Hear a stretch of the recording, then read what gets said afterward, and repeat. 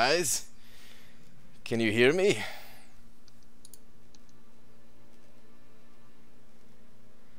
What's up, everybody? Yeah, I'm a few minutes late. Had to get some stuff set up. Had to connect with the special guest of the night. Guys, we have Mutamatt on Skype. There you are. We'll have to see. Mutamatt, for those of you who do not know, is basically the prestige king, the guy who keeps track of everything so that we can actually have a nice little spreadsheet to go by, little calculators to go by, instead of resetting our masteries every time we want to figure out prestige. So, Mutamatt, let's see if people can hear you. What's up, man? I'm here. Can you guys hear me? We'll have to give it a second to see if everything's good.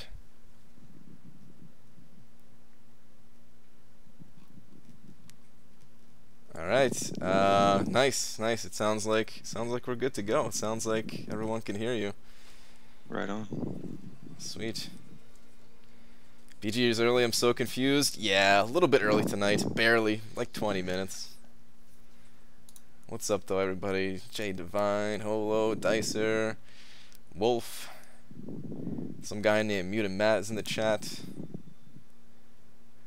Sammy, what's up, man?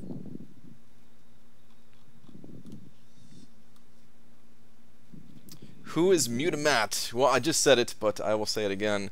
There's a lot of people in this community that do all kinds of different things.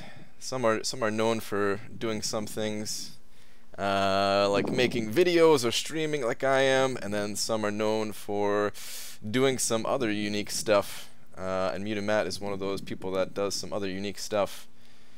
Anytime you use one of those prestige calculators, all those numbers, they are collected by Mutamatt from the community. How is that going, by the way? Like, is there a lot of gaps in the current spreadsheet that you have going? Well, I mean, right now we've got the one we're looking for is for 5-star vulture at rank 4. There's only 2 that I've seen. I need a few more data points, but we're really good at catching the new ones when they come out. So, like with that recent deal on Dr. Octopus that came out a couple days ago, I've already got data on the 4-star version of that. I had somebody send me data. Nice. So we've pushed that out, but you know, there's a couple that fall through the cracks, especially since we've had this big recent run of tech champs lately that has kind of depleted everybody's stash of upgrade materials. Yeah. I mean, if we hit a science, I'll probably have the data within 30 minutes, just because I know so many people that are waiting on it. Okay. Yeah, that's true. There is a lot of people with science stuff. People are saying echo, actually. Trying to think if that's something on my end. Echo when I speak, or echo through my speakers, maybe.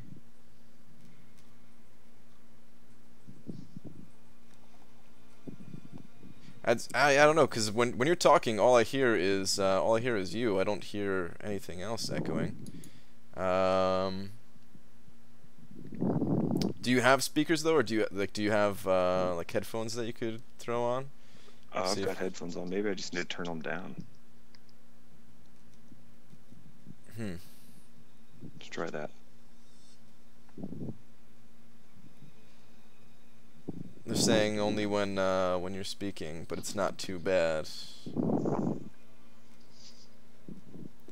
Briny sounds like you if you were talking into a mic really close. Okay, maybe that's what it is. Maybe if the mic is just like a tiny bit further away.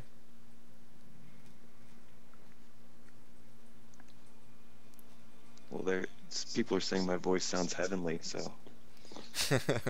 That's true. I do see that comment too. We should be good. I mean, we should be good. All right.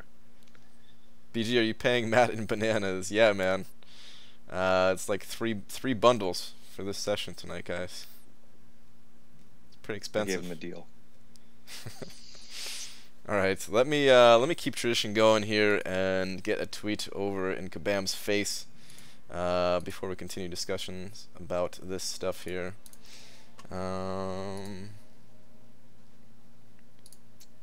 Yeah, so somebody was asking if the Prestige bot is linked to my data, and it is, not directly. So the data that I publish goes out on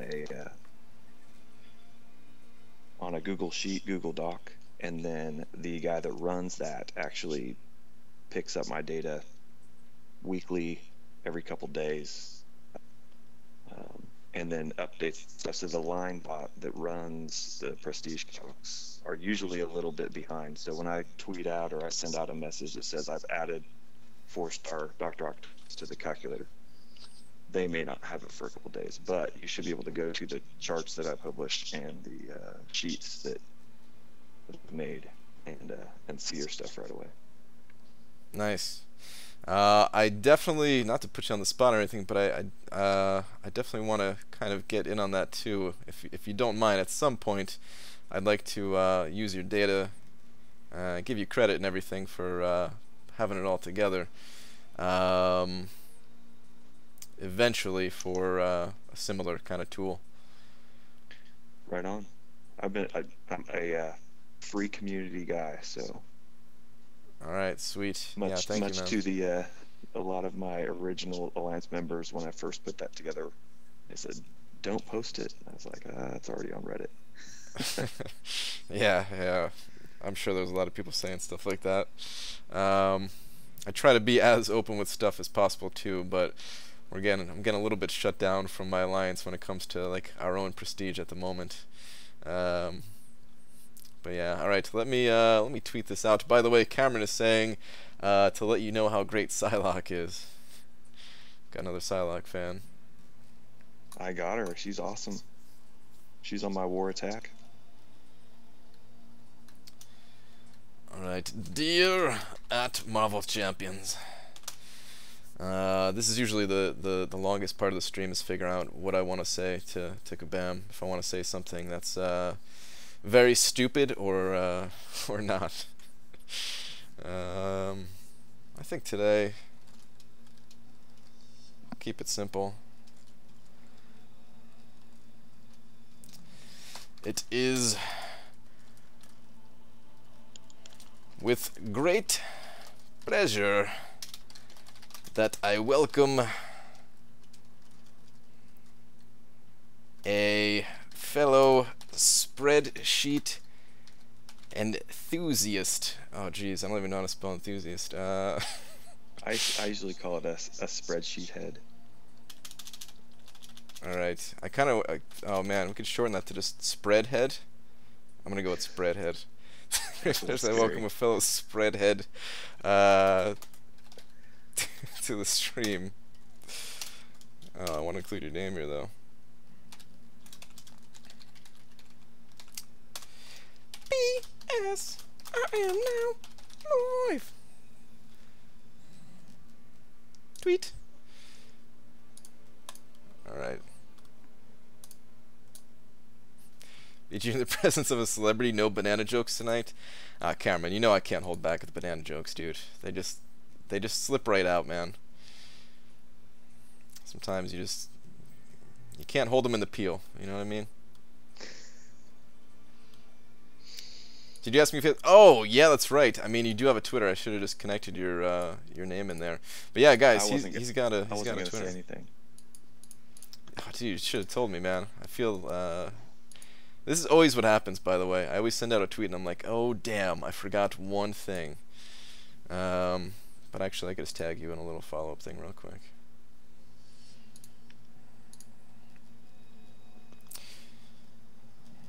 So, how many data points do you need for that stuff? I was curious about that.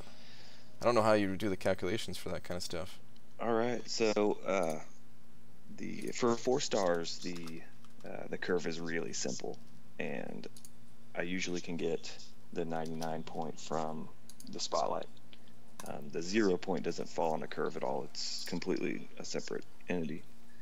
And then usually I can get one other point and find that 4-star curve. So that's the easier one to find. The 5-star curve is more complex, and the nature, I don't want to nerd out too much, but the nature of curve fitting is that you like to have a good spread of data. You've got like to have, you know, if I'm going to be publishing a curve from 1 to 200, I need 4 points, but I don't want those 4 points to be, you know, 5, 6, 7, and 8. Right. Because that'll, you know, messes with my data. And that Kabam likes to shave integers so it can throw off our predictions. So ideally, you know, you want 4 points spaced out, but as many as possible as you can get them is good. But so there's a handful of champs I'm missing like 2 points on, and you know, basically if he's in the calculation as a 0, then I need data on those guys. Got it. Yeah, I don't even. I used to. Oh man, I used to really be into math stuff, and then like the first semester, and I mean I barely went to college at all, but like the first semester, I had no idea what I was doing, and they were just like, well, how many classes do you want to take? Well, I was like, I don't know. In high school, I was taking like, I don't know, like 6 or something like that. And I was like, just sign me up for that many, I guess. And I could not handle it. And math was like the first class in the morning, and like the first venture into adulthood. I just could not wake up for it. Just could not wake up for it, and that was pretty much the end of my my math learnings. But still kind of interested in it, of course. I'm always been one of those guys. Yeah. All right. I'm gonna have to get back into it at some point. Interested in statistics. I don't know how much you know about me. I mean, of course, you know, guys. Just so everybody knows, this is like the first time that we're really talking. So, yeah, I've only talked to Mutamatt like maybe once or twice, replying to like a comment on stream or something like that. But yeah, I don't know how much you know about me either. I'm really interested in, like, I want to make my own game. Nothing even close to what MCOC is, but I want to make my own game. And for that, a lot of game devs have said that statistics is pretty much like the most important thing that you gotta know inside and out. So at some point, I'm gonna have to get back on that.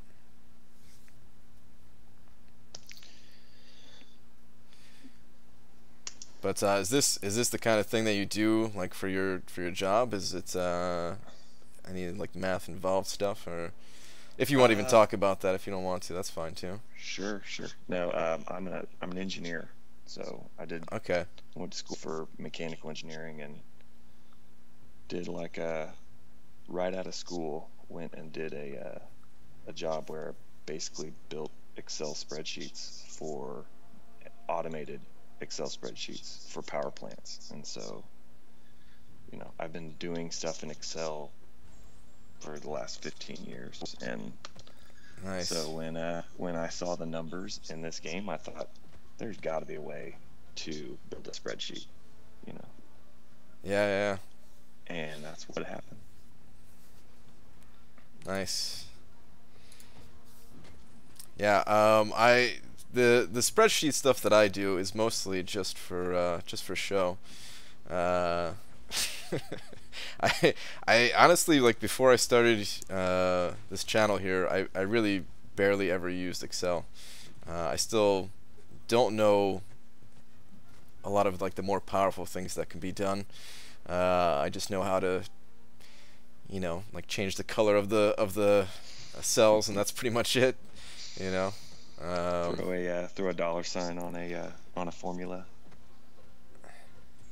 Yep. The couple of formulas that I have in like some of my spreadsheets have been made by some of the viewers here. So yeah. Yeah. I'll read my last no control question. Also, fellow engineer here. All right, Cameron. Let me see what you're saying here. Saying, at Mutamatt, what do you think of the new champ prestige fluctuations? I feel the trend is more seasonal than anything. We had the Mordo wave and now the Carnage wave. Maybe it has something to do with Kabam. So we're talking more about when a bunch of new champs come up and they become the highest prestige champion. Sounds like it, yeah. Yeah. You know, what's funny is when that first happened was we were talking Civil War movie came out and it was all the skill champs and it was like Falcon's the highest prestige and Civil War Black Panther's the highest prestige. And I think, I mean, people were saying, okay, well, Kabam is trying to, you know, capitalize off of the higher prestige and sell crystals. And I think they kind of fell into it. You know, I have this theory that that they just wanted, you know, if you grinded hard for a new champ, you wanted that new champ to be your profile picture. And since that is based off of, you know, the base PI that they were putting those guys as the highest, and then I think they saw that what those numbers were doing to excitement in the game for those champions, and they thought, oh, we got something here. So yeah, you might be right. You might be right. I do like that the newest ones aren't always the highest ones anymore, though, because it just, you know, nothing's worse than having a top 5 prestige champ and then, you know, 2 months later he's not even in the top 10. So yeah, that's true. I'm really happy with the system overall, though, because it was the only way that I could even catch up remotely to getting into like the tier 4 class catalysts. That was my thing. It's just like grinding out like crazy for like the next highest prestige champion. But you're right. It's good when it's not always like the next champion isn't always, you know, taking over that top spot. So you started off, you were grinding arena for high prestige champs, featured arena guys. Well, I mean, that's how I that's how, like, that basically just started at like the beginning of this year or the end of last year technically with Howard the Duck, even though I didn't get him for prestige. Got him for another reason. But yeah, before that I was just grinding arena for basic champions and units mostly. But I knew at some point that there was going to be this opportunity for me to, like, I was saving every single class catalyst thing I had. I didn't feed any class catalyst to anybody except for Black Widow, just because, I mean, she's Black Widow. I needed somebody to get through Alliance for. But aside from that, I knew I wanted to make like a big prestige push if I could, and then I just started grinding, like getting no sleep, trying to catch up to everybody. So I know you've done the Labyrinth easy path. Have you used up all your tier 2 catalysts from that run? No, actually, I've got 9 of them right now. The only tier 2 that I used was for Gwenpool. And real quick, Graphic Sync, you said you just finished Doctor Strange, Daredevil Path, and Labyrinth today. Talk about a biznatch. Congrats, dude. What do you have? Do you have only like 1 path left? Is that all you have, Graphic Sync? But yeah, I still have 9 tier 2 alphas. I just have no other champion to use them on right now. Plus, there's also a part of me that wants to hold on to 6 of them for whenever Kabam releases tier 5 basics. I think it would be a really shifty move on their part if they released the tier 5 basics and then didn't give you enough to push a champ all the way up to rank 5.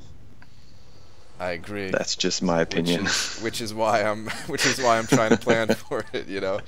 I always try to look to the future with Kabam, and there's something Oh, you have 2 left, Graphics Inc. Nice, dude.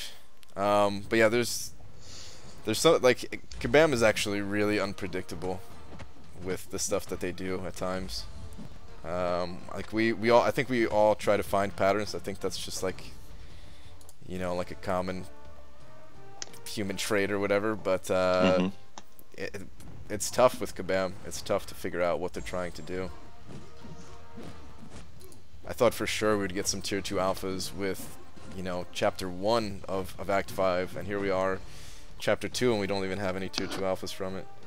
But you've got that special thing to take a 4-star up to rank 5, right? It's true. That's true. I actually don't mind those. I know you're joking a little bit there, but I mean, yeah, I would love tier 2 alphas more, of course. Who wouldn't? But I don't mind those just because I do grind arena so much that any rank ups I can get my hands on, I take. They help out the points quite a bit, save a lot of time. What do you? I don't know if I've even ever looked at your profile. What? Actually, we can take a look at it in game.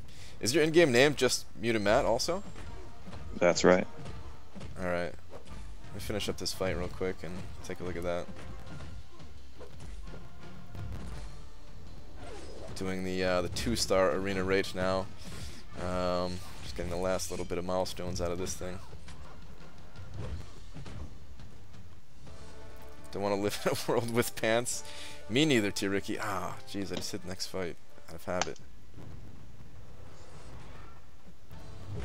Rank 5 Magik duped or Dr. Voodoo unduped? Magik for sure. So I'd go with at least.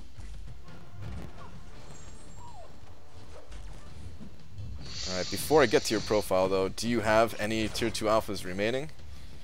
Oh, I just picked up my 8th one tonight from the Master Quest. Formed my 8th one.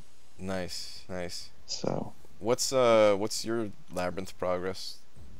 So I have Easy Path done. I did it with Storm, and then ranked her down immediately after. Yeah, I could see that.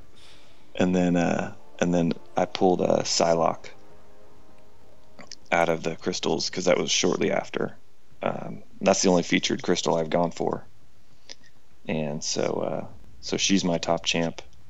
I have Iron Man from, gosh, early season 3 maybe, and he's actually a pretty good workhorse in map 6. Yeah, you were saying that. And then I have a bunch of 5-star shards waiting for a good science champ, and so I've been a little bitter the last couple weeks. It is kind of crazy that that we haven't gotten a science champion in forever, and it seems like these were good fits. My thinking is that we're gonna get hit with a lot of science champions, and they were kind of forced to make these guys tech, just because a lot of science champions are coming, and it would kind of throw off the balance of champions in the game. That's the only thing I could really think of. Yeah, I have a theory that everybody's going to jump on that first science champion, and I'm going to have to hold back because it is kind of coming in waves. I mean, you have a handful of skill, a handful of mutant, a handful of mystic, and now a handful of tech, and once we hit science, you know, there may be like 6 or 7 of them. Yeah, that's definitely possible. DJ Ray Ray, how did this collab come about? It was like, got a message, hey, you want to do a collab? It's like, yeah, sure. That's about it. There's literally like no planning going into it. It's been mere days in the making, you know. Yeah. Yep.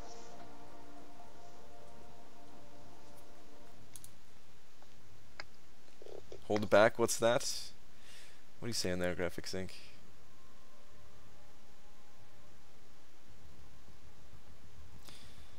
Psylocke is a champion that, just looking at yours or your profile there, Psylocke's a champion that, like, I probably should give more of a chance to. I picked her up as a 4-star from the arena, not awakened, and maybe that's part of the reason why I didn't really mess with her too much. She's no She-Hulk, you know. Yeah. No, she's good at things, but not great at anything. You know, she's got a power control feature, but it's not like a vision style. It's not that good. I mean, you can lock them down, but then you're still subject to mystic dispersion or power gain, like a Hyperion power gain. And then her signature is, it reduces ability accuracy, but it's not super high. I think when you max it out, it might be like 65% or something. So it's nothing game breaking.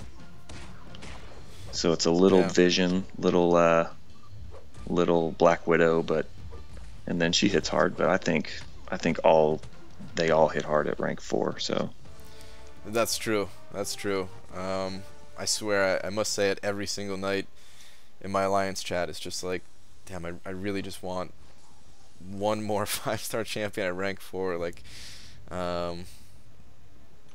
just, you know, like every time I have to use a potion in war, I'm just thinking like, oh man, if this Iceman was a 5-star, I wouldn't have to be using these potions, you know. Whether that's true, I don't know. Sometimes it won't be, but I know a lot of times it could save me.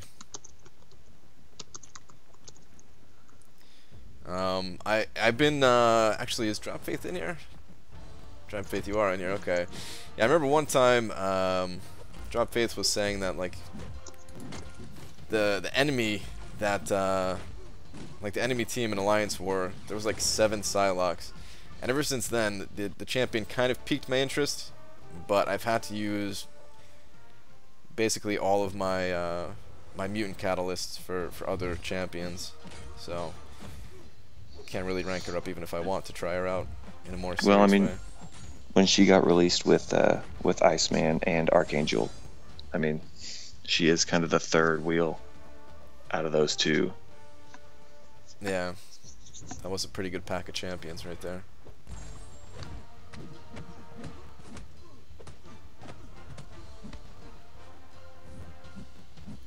Is 5 million enough for Hood? Possibly. Juan, you're gonna want to go just go higher basically. If you've already made it that far, don't waste all that work, and you know, just try to do what you can.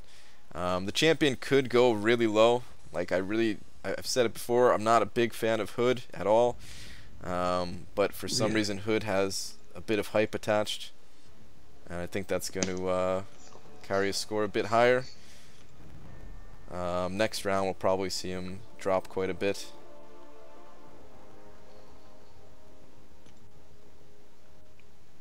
I like Hood. I think he's awesome. I need him as a 4-star. I liked him better before 12.0, and I just feel like he's not the same after.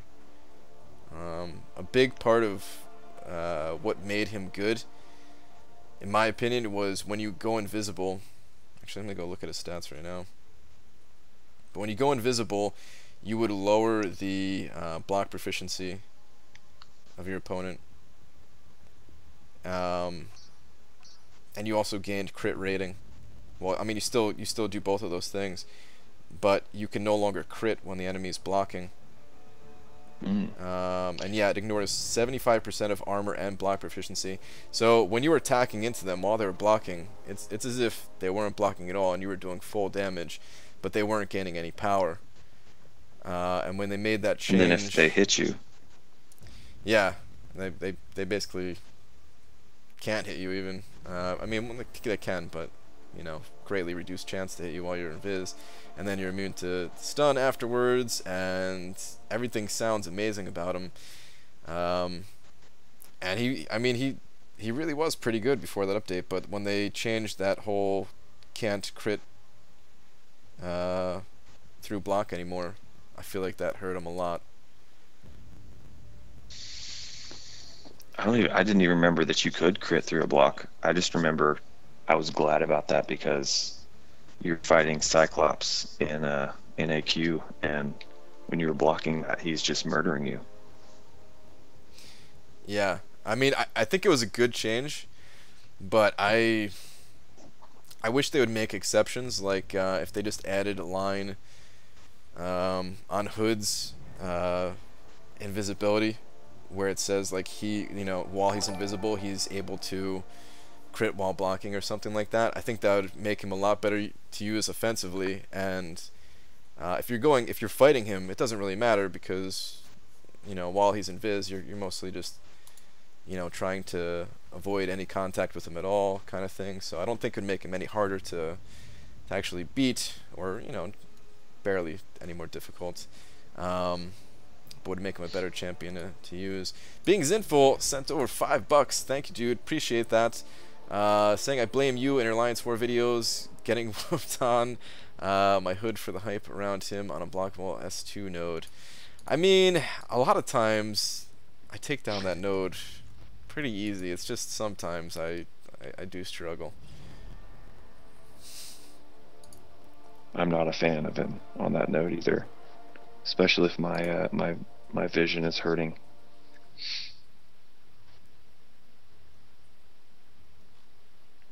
Yeah.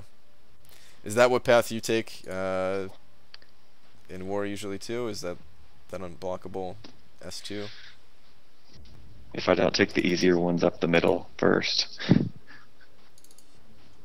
we do a little if I saw one of my Alliance people in here, Rope, he calls it choose your own adventure, and so we just kind of play it by ear. Okay. We probably should assign tighter paths, but hey, whatever works, whatever you guys feel like doing.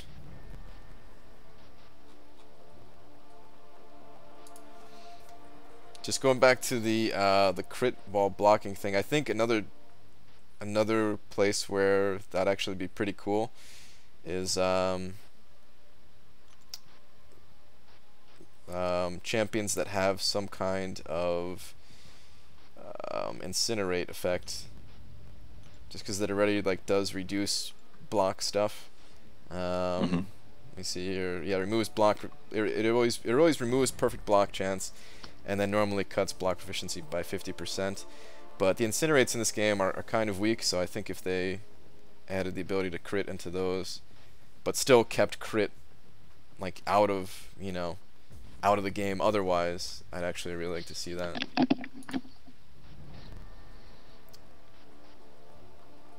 well, you think way more about this than I do.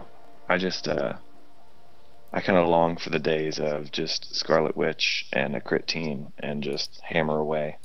I want one or two game, mechanics to master. I don't want Dr. Octopus and have to read a novel to figure out how to make him good. Yeah. Some of them do get pretty crazy. But yeah, I'm kind of into that. I'm kind of into that at the same time. Like some of them, yeah, I can't be bothered either. But a lot of, like, I don't know, depending on who it is. If I like their animations, if they feel good, then I don't mind necessarily like reading a little bit more about them, kind of thing.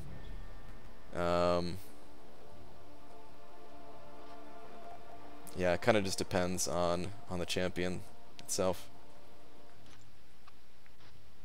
I do like that in the past few champs that have come out, they haven't had any repeat animations on any of them, which, there for a long time you've had these kind of reskin animations. They may have new specials, but this general fight style, the Spider-Man fight style that, Daredevil and Deadpool and Agent Venom, really, they all kind of had the same fight style. The new ones don't have that. I do think that's really cool. Right. And it seems like, I don't know if they're going to do this with every champion, but it seems like slowly over time they're kind of going back and updating a lot of those champions. Like when they changed Elektra way back, that was like the first one that I remember. they changed. Did they change? No, they didn't change Electro when they changed Magik. They changed Magik and Jane Foster at the same time. Yeah, Thanks, I think Caban. that's right. Yeah. That's a great change. Oh man, yeah. It's fun. It's fun dealing with it's fun dealing with Magik all the time. I've definitely I try to send them some feedback every once in a while. And typically it's like I don't like Magik. Can is there something, you know, please, like It's really hard to like give them feedback without coming across as whining though. I mean, it's like she's just a pain to deal with, you know? yeah. There's so much more they could do. I'm trying to I'm gonna try to get a hashtag campaign going on hashtag Magik on offense, no more Magik on defense. Just as a community, we're gonna be grown-ups about this. We're not gonna we're just gonna only on offense. Yeah, Maybe I can get that to work. that'd be sweet. That'd be sweet if people actually listen to that. Like a boycott, sort of. Yeah, I actually think that like the limbo mechanic of like just, you know, how you need to play around it. You can't really attack into her while it's up, or otherwise she's gonna heal it up and everything. I think that part like makes her interesting enough on her own. She doesn't need that ridiculous damage attached to it. You know, especially buffed up by the nodes. I can remember that first Alliance quest after that update, and that was my path, that mystic path around the I think it was the right side at the time of tier 3, and just like, what? I died? I didn't get hit? I didn't take a lot of block damage? Like, just, I hadn't even figured it out yet. That was horrible. That was the beginning. I swear she's bugged too. I can't prove it.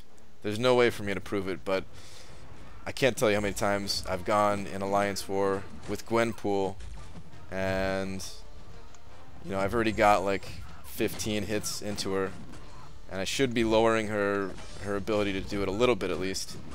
But she's not even like high signature level, and like every single time she gains a bar of power, you know, it's just the first bar of power too. It's not even the second bar or anything, and I swear it just seems so much higher of a percentage than what it is listed in her actual stat sheet there.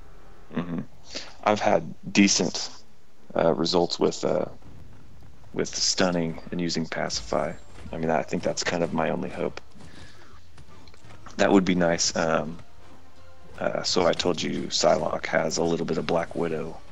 It's only when you lock them at 0 power, which is, you know, can kind of take a little work to kind of like, you kind of have to bait a special, and then you drop your L1 when they're kind of low on power, then you've locked them down, and then at that point you lower the ability accuracy. I think it'd be neat if kind of it was like a reverse of Ms. Marvel and Captain Marvel's ability, where, you know, as that power bar scales up, their effects get better.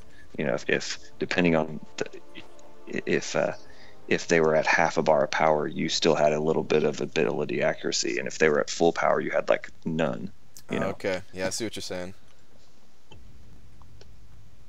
Yeah, that'd be pretty cool. I think the biggest thing about Psylocke that made me kind of overlook her is just that she builds up her own power kind of slowly. Yeah, that's gains 25% less power. Yeah.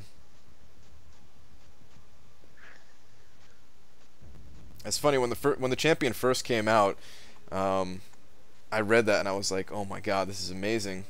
The enemies are going to gain 25% less power. I don't know what I was thinking. Nope. And then I was like, I took her in to fight Winter Soldier, and I'm just like, what's going on here? She does have a power gain synergy with Archangel, which makes her nice for war attack. That's a champion that I'm missing. I can't wait for Archangel's Arena to come around. I don't even know how it happened. I pulled him I pulled a crystal. I pulled him in a crystal, and then the next crystal I pulled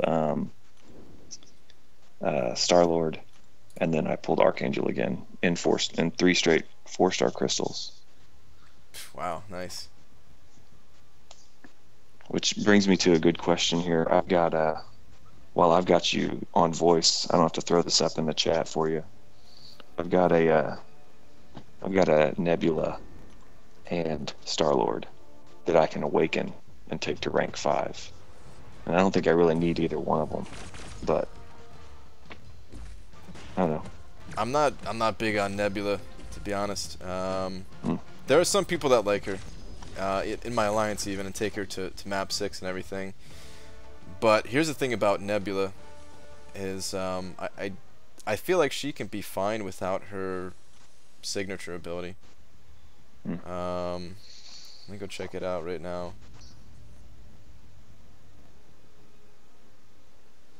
I thought I was gonna like her a lot too, because you know she's got those immunities, and I do use suicides pretty much always. So I thought I was really gonna like her, but I'm just not that into her. But her signature ability is just when she's out of self repair charges, she will regain a charge every 10 seconds, or try to, at least. It's not even guaranteed. But you start out the fight with 2 of those charges, so you're already going to heal twice from 2 large attacks. So I feel like she's just one of those champions that her signature ability is just kind of a little bit of a bonus, and she's pretty good without it. That's another trend.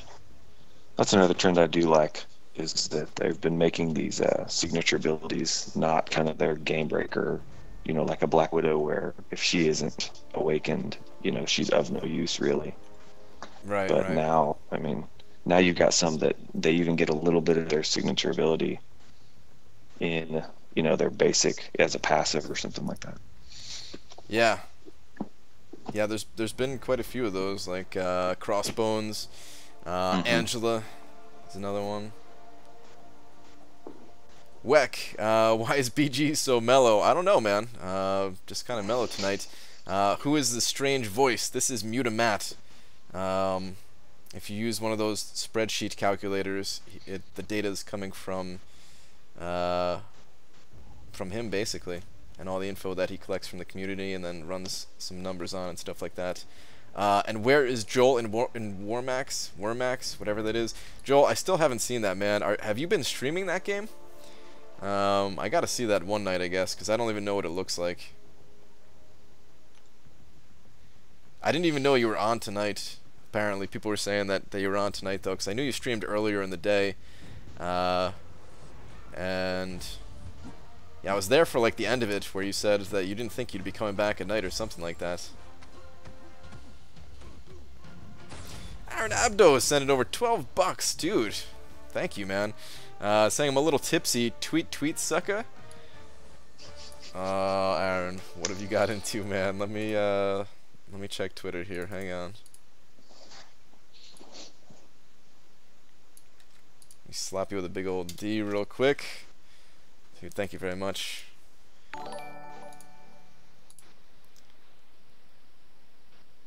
Alright, let me pop open Twitter real quick here. He was on tonight. His hips don't lie. What? I know you think the cutoff for Hood will be 4.8 million. What would you go if you were going for him? Brad, I would probably do like 6.1 or something like that. Just to really make sure I get the champion. It's definitely overkill. There's no way he's gonna go that high. Hey BG, do you think an awakened 5-star Yondu is worth rank 4, or unawakened Yondu is 5-star Yondu is worth rank 4? He would be my first rank 4, giving him a prestige a nice bump, and he's useful for Alliance War. Just trying to decide if he's worth the tier 2 alpha. Unawakened, I can't remember what his awakened ability is. I don't think his is super important either.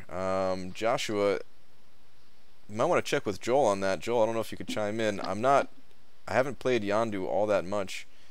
to know how good he is, especially without being awakened. I think if you're looking for any prestige, I would steer clear of using an unawakened champion to R4. I just think those guys get such a boost, and I've seen a lot of people like that put one up there, and then, you know, they're just sitting there waiting on that time when they can awaken them, and that's a long wait a lot of times. Yeah, I think there's like maybe one or two exceptions to that or something though, right? Like a Dr. Voodoo. Yeah, I can't remember what his is. I know Mordo has ridiculous prestige unawakened though. I considered, if I pulled him, I was considering taking him up just because I do need prestige so badly right now. And then Stark Spidey is another one. I think those are the only two that I would personally consider taking up. Nightcrawler, I wish I was the Kabam CEO, and I'd put out a boat ton of science champs just for myself.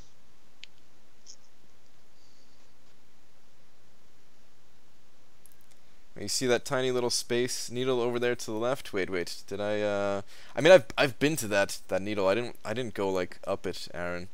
But when I was in Seattle, I used the bathroom in there, in the little building below it or whatever. Let me go back to it real quick. Dude, Aaron, it's been really tough, man. It's been really tough trying to find a place that is affordable out there. I really thought it was going to be a little bit easier, but yeah, I see it all the way back in the distance there.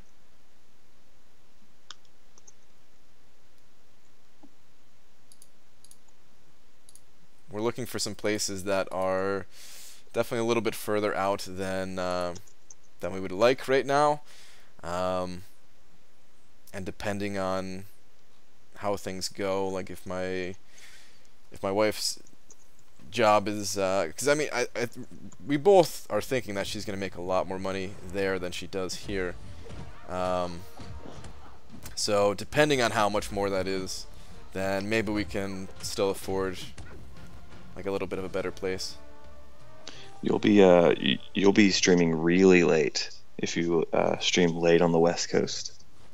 Well, actually, I think I would still stream at the same time, so it'd be like like 3 hours earlier for me, you know. So instead of starting at like 1:30 a.m., it'd be 10:30 p.m. It'd be the same time for everybody, you know. Same time for everybody else, but earlier for me. And I used to get no sleep, like actually almost no sleep, like probably dangerous levels of not sleeping, just to try to keep everything going. It was averaging like 2 to 3 hours a night or something like that for several months.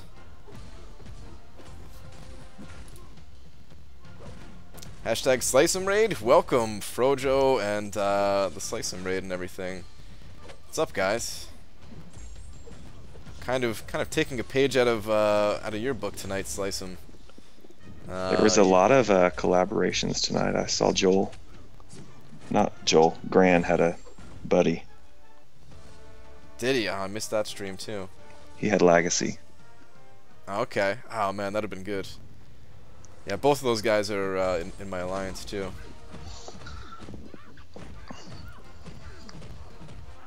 I get you guys all mixed up. It's Brian Grant and the rest of his friends. We've been thinking about teaming up, and I was gonna take on a new name.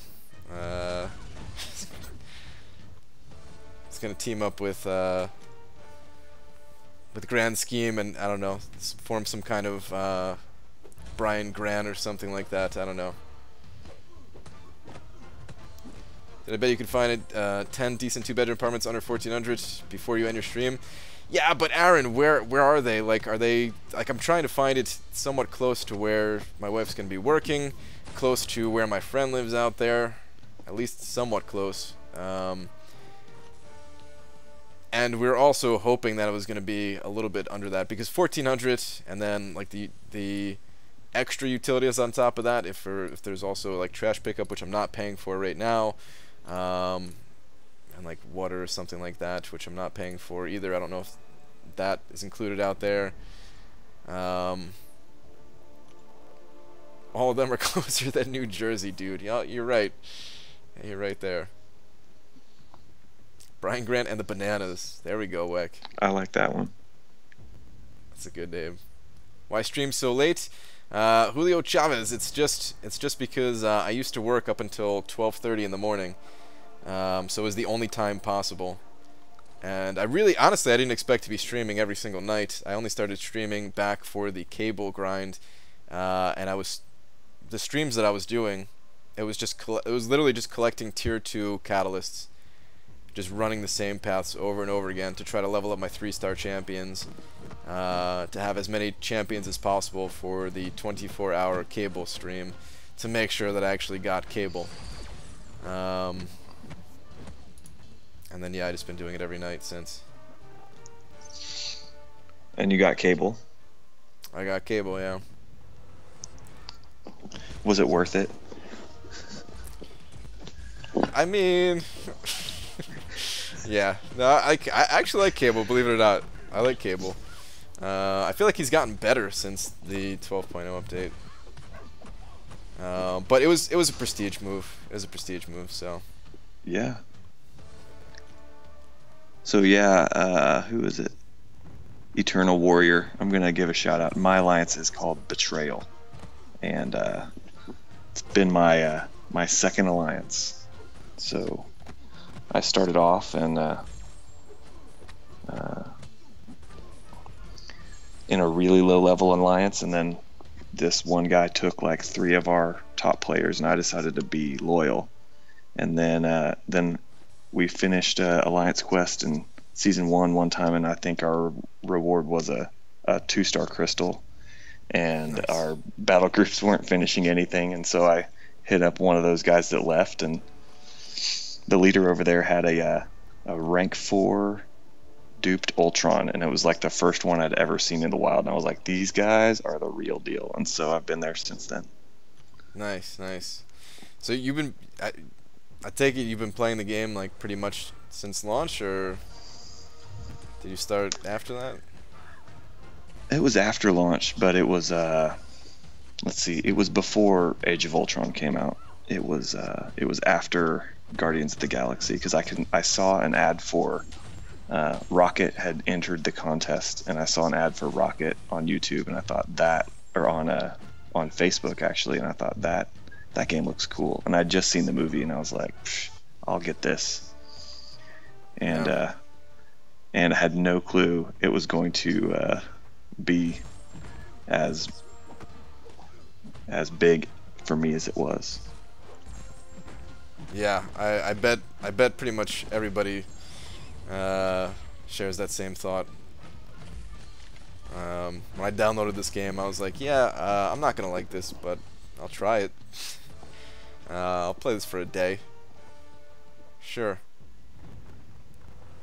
But yeah, I started way later than that.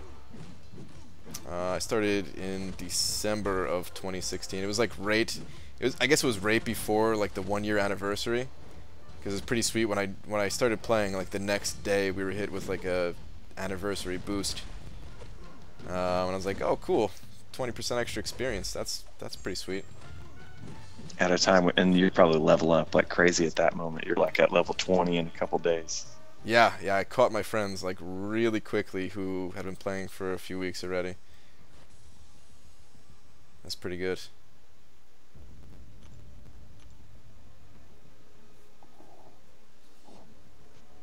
Downloaded this because I was taking a 3-hour bus trip and I needed something to do. 2.5 years later. Yeah, man, that sounds about right. Drop Faith. That sounds about right, dude. Aaron, send it over another $5, saying, what does your wife do and where does your friend live? I'm literally paying you money to solve your problems at this point. Dude, you don't have to pay me money to help me solve my problems, Aaron. I'm sorry, dude.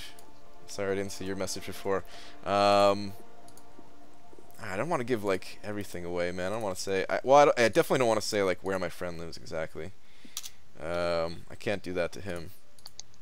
Well, I'll say that he lives somewhere in like West Seattle.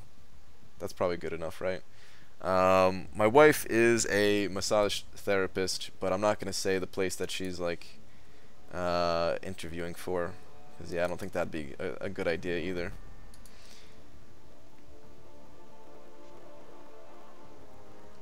But yeah,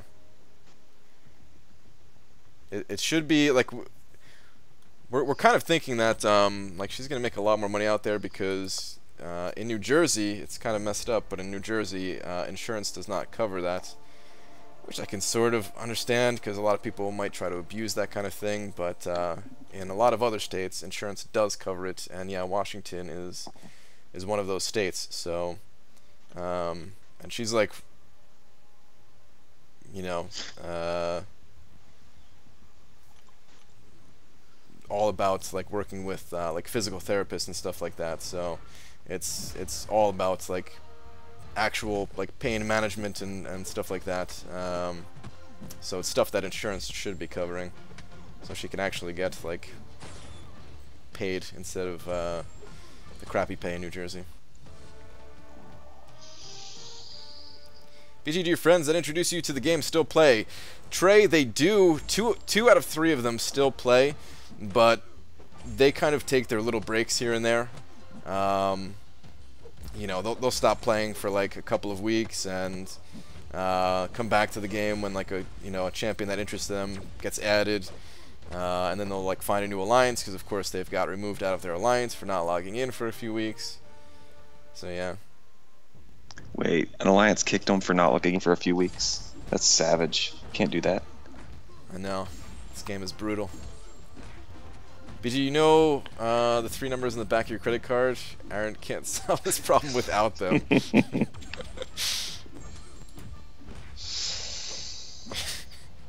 You can get a massage anywhere in West Seattle. Isn't expensive. Somehow I now have a vested interest in you moving here. Dude, I'm probably gonna move there, right? Like, we're very serious about it. She's literally flying out there at some point later this month for this interview and stuff like that. So yeah, if she gets the job, then we're gonna be moving. We're trying to also budget this correctly. Like we were expecting, just to remind you, we were expecting to save a lot of money on rent when I quit my job, like immediately. So we're paying $1,700 now. We had a place lined up that was a 2-bedroom apartment. It's an extra bedroom for us, for me to have like my own little space, and only be paying like $13.50 after all of like the extra fees and stuff like that.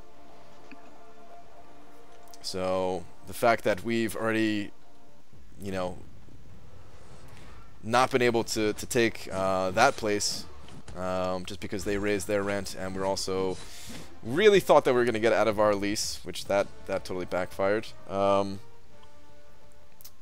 Yeah, kind of hurting for money at the moment. So send in your super chats.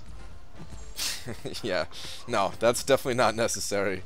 I feel bad every time I say stuff like that, because then yeah, people do want to donate, and guys, you definitely do not have to do that. Like I said, we'll figure out this problem. Moving to a place in Seattle that should really solve the problems that we're having here.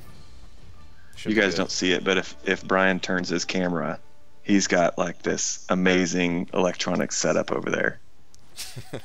No, I mean like, you're talking about my drum set? No, I'm saying, you know, you've just got it. You got it like a little dialed down where your camera's pointing right now. But if you turn that camera, it's like it points at your garage with your really nice cars and everything. Okay, right? yeah. I've got. There's like a shed that just houses gold bars actually. It's pretty sweet. It's a good setup.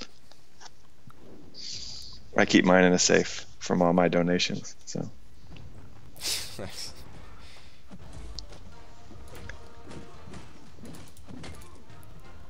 You're right. Marcel, gotta update it.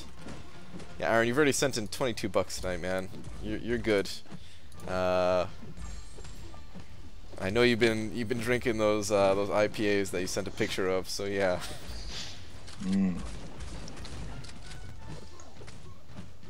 Mad Gamer asks, why do you think Kabam doesn't have player prestige in our profile? And I think it's because they don't actually look at prestige on a player-by-player basis. They really only use it as a alliance characteristic. And I think it's the community who's kind of run with this like personal prestige thing.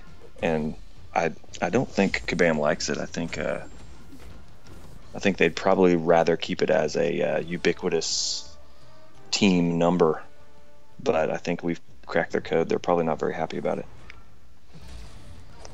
I think you're right. Yeah, I think you're right. But at this point, like, I wonder.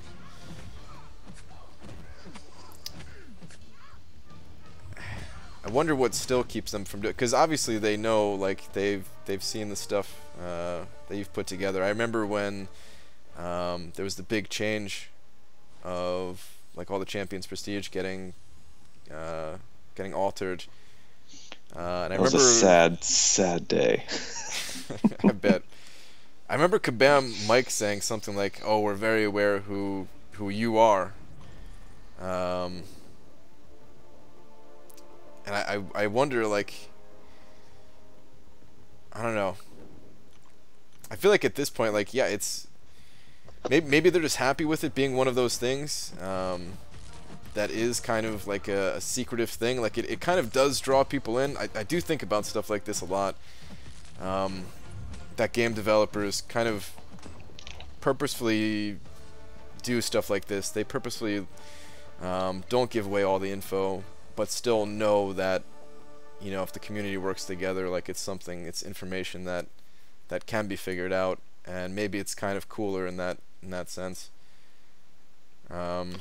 Or they're just not aware at all. I don't know. Like, the only other thing that I could think of too on top of that is that maybe it does generate them.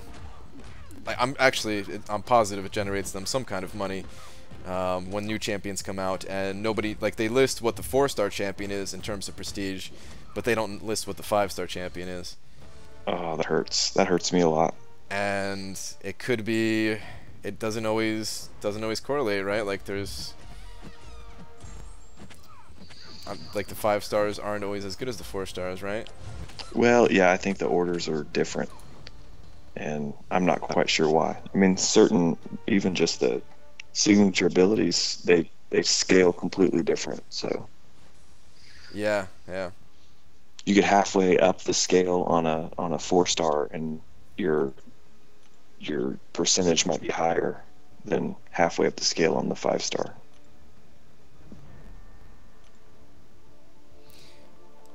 Is that something that you've tried to figure out too, or do you just let somebody else? So there were some guys that put together a signature abilities calculator and sent it.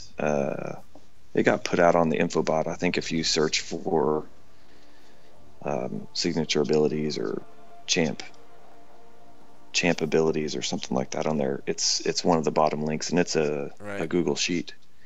And they did a crowdsourced data pull, and they did some curve fits, and I sent them the curves that I use, and they basically said it's the same. And so it's a similar shaped curve. Okay. It's steeper. The 5-star curve is steeper. Like, you know, the 4-star curve, like, once you got to about like 60, it was pretty flat. Like, you saw pretty minimal change in prestige, pretty minimal change in ability once you got from 60 to 99. But the 5-star curve, I mean, it's got a pretty steep slope, even as you're approaching, you know, 160 plus. Right. I can't wait for them to come back with another deal on signature stones. Actually, I think that's one of the better things that they offer. The 5-star signature stones. Yeah, the 5-star ones. I was kind of broke. Didn't have the units when they. I can't remember exactly what it was, but it was like 2,000 units for. I think it was like 20 generic ones, and then maybe some class ones or something like that. And I regret not being able to get that, because since then I've had my eye out for them, and we haven't got any for units. There was that one for I can't remember how much money it was. I know there was one for money not that long ago. It's probably too much money. Yeah, I think it was quite a bit, but I feel like it's one of the best ways to increase your prestige at the moment, pretty much. So your Gwen pool is 27. So you haven't put any generics on her, have you? I did a few, because I awakened her with a gem. That's and right. I only had maybe like 10 skill ones or something like that. Because you did the Labyrinth with her unawakened, right? Yeah. Yep. Aaron, thank you very much, dude. Again, send it over $5 saying some random dude from Idaho that I was standing in line with bought me an $11 shot of Jameson, so I'm just passing it along. That dude from Idaho must have been having a pretty good night, man. To just buy you an $11 shot like that. That's pretty cool.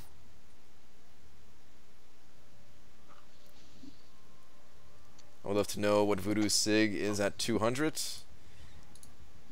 I bet people are close, at least, right, Cameron? It's really high prestige-wise, too. Like, when I look in the list of champions, I mean, it's... like the top summoner list, I see him at, like, 120, 140 and stuff like that. I might have somebody.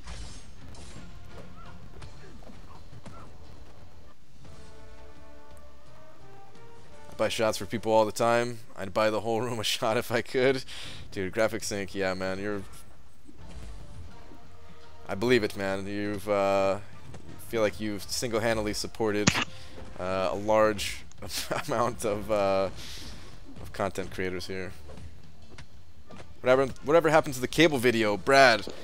The cable video, man. Yeah, I've been working on other things, basically. I'm still gonna make the cable video. I still think that he is really good. I wanted to make that like right around the time of his arena, like right after the first round, just so that I didn't get blamed for like increasing his cutoff too much. I'm getting wrecked here. But then, yeah, I went up to Maine for a week, and yeah, that was the end of that. I do love that you streamed from your camping spot in the woods, or at least tried to. Yeah, I tried. Aaron sent over another $3, dude. His name was Chris. He seemed nice. That's good, man. Shout out to Chris from Idaho. What a nice guy buying Aaron an $11 shot. Yeah, that was definitely a good experience in Maine, trying to get that all going.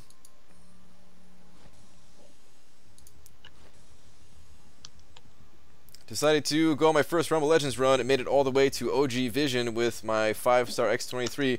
First off, Aaron, congrats on your 5-star X23. Captain Marvel, Black Panther, Iron Man, and 440 Thor, don't know how to go about them. I don't know if anybody in there can actually handle... I mean... Alright, so here's the thing, Aaron. I'm not even thinking about Vision right now. You're saying you made it all the way to OG Vision. You're not sure how to go about them. Honestly, I would just use X23 and get that little bit of healing going. And you'd be fine. The fight will take some time, but, you know, you'll get through it with that healing. But the bigger concern is when you get up to Wolverine, how are you going to shut down Wolverine's healing? It's technically possible with maxed out despair mastery, but it would not be easy. It would definitely not be an easy thing to do, and you'd also have to have 3 points in despair, which not many people have. Not many people even have that mastery fully unlocked, let alone actually maxed out. So. Did you do that? Didn't you take on the realm with Gwenpool, max despair? I did, yeah. And even that, as like a 5-star rank 4, was actually like, wasn't that bad, but it was still not as easy as it sounds like it would be. But I think there was a bug. And we just saw it in like the recent patch notes that there was some kind of bug fix for despair. That's the only thing I could think of, because otherwise it should have been a lot easier. So I think Kabam fixed something there. Yeah, I mean, basically, what is it? If you have it despair at 3, you get 8 bleeds, and it shuts it down. Yep.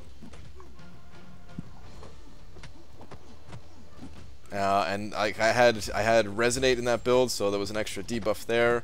Applying like the armor break from level 3 is an extra debuff, so I didn't even need all those bleeds with those extra debuffs tied in, and it still felt like she was healing too much. So yeah, I'm sure there was some kind of bug there that got fixed.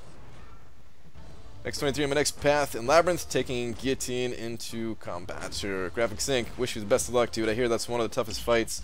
I've actually heard that Archangel might even be a better option for that X23. Just from what I hear. Of course, I got no experience in it myself. Aaron, did you just send over another $2, dude? BG, did you know I'm not actually a llama? Dude, what? Come on, man. You're blowing my mind here. That's impossible. But thank you very much, dude. How much did you have to drink tonight, Aaron?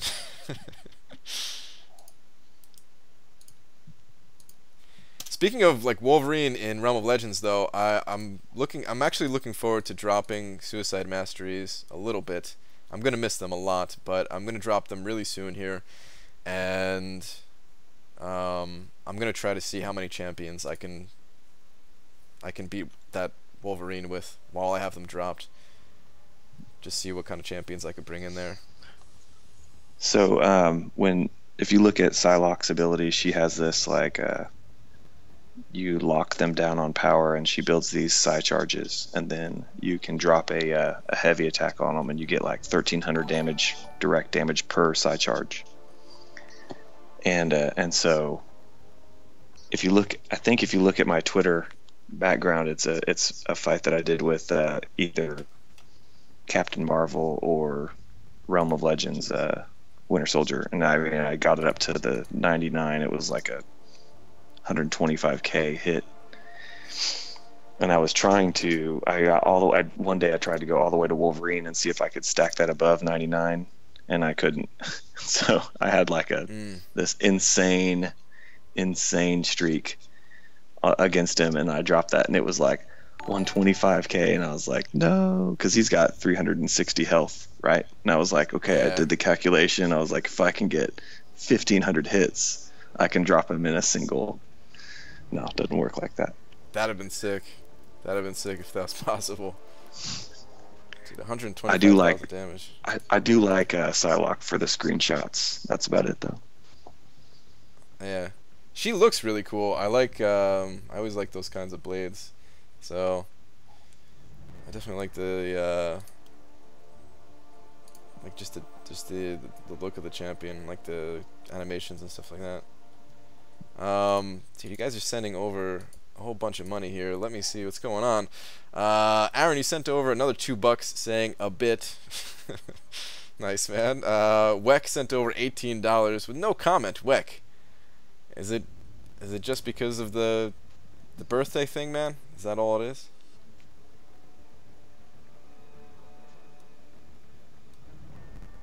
It's gotta be the signature $18 Weck donation.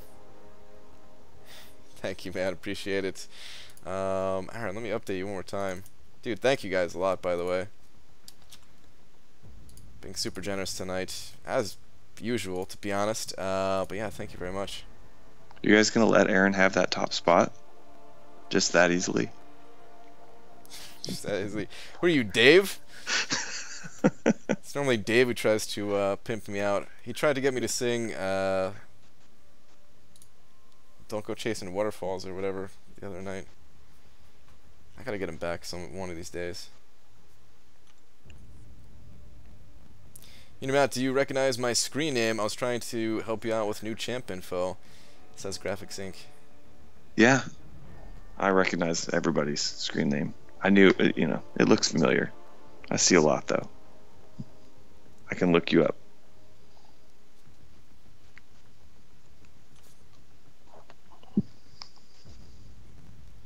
Wex says, I need no comments. Well, that was a comment, man, so, you're a liar! What's up, BG? DG, what's up, man? Hate that she doesn't have bleed. Yeah, I guess a lot of people bring that up about Psylocke, that she doesn't have a bleed. I really don't mind it, though. I don't really care.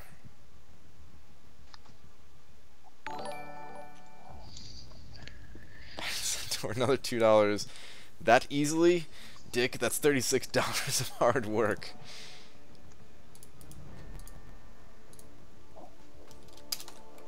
Thank you, Aaron. Oh, yeah. Graphics Inc. was giving me stuff on Hood. I've tried lately to at least kind of, when I get a new champ, to kind of tell who gave me the data on it. But I actually have a chat now on the Line app that it's my my data hub chat, and it's just, you know, so that everybody doesn't just hit me up and say, hey, how do I give you data? I can just add them to the chat, and I've got, you know, 10 to 15 people in there that can just tell them how to add it. So find me on the Line app if you want to be in that chat. Nice. Yeah, I'll try to. I just realized it, like, earlier today, actually, that if you tweet something out that you need prestige on something, I'll try to retweet it. I'll try to retweet it as much as possible, so we can get that info a little bit quicker. Aaron sending over another $2. I made BG say a bad language word. It's not that bad, man. I try not to say, like, the real bad ones or something, you know. But I mean, that night that Joel said dick, pretty much, yeah, ever since then I've had that as like an acceptable word, I would say.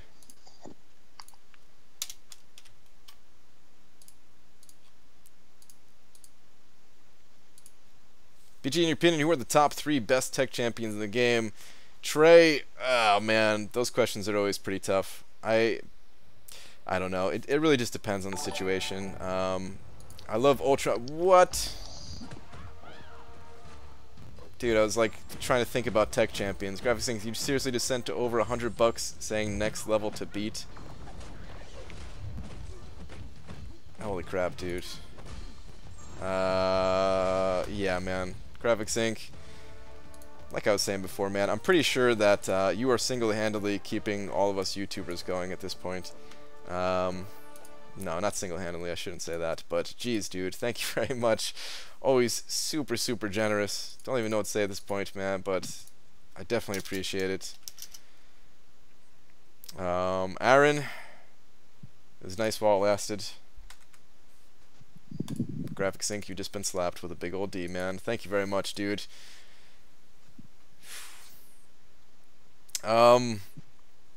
Yeah, dude. Thank you so much, man. Good luck with your paths, man. I know you're gonna crush it. I know you're gonna finish that thing 100% real soon here. But going back to the tech champion question, Ultron saves me more units than any champion in the entire game, so I really like Ultron. And then OG Vision is like a close second. Mutamatt dared me. Well, there you go. Thank you, Mutamatt, for daring Graphics Inc. there.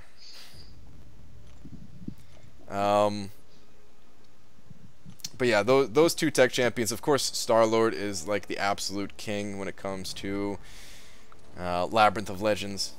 So yeah, he can't be overlooked. But for like the masteries that I run, I actually find that I don't need Star-Lord for that many areas of the game. I like OG Vision. I think he's the only champ out there that as a 4-star for me that's like he is on the level of the rest of the 5 stars that I've got. I totally useful, agree. Immune. He's great. I totally agree. I was actually like just thinking the same thing earlier tonight. Is like, you know, even if I had a full team of 5 stars, I would still be taking OG Vision into war. He's that good. Aaron sending over another $2 saying my D just feels small now.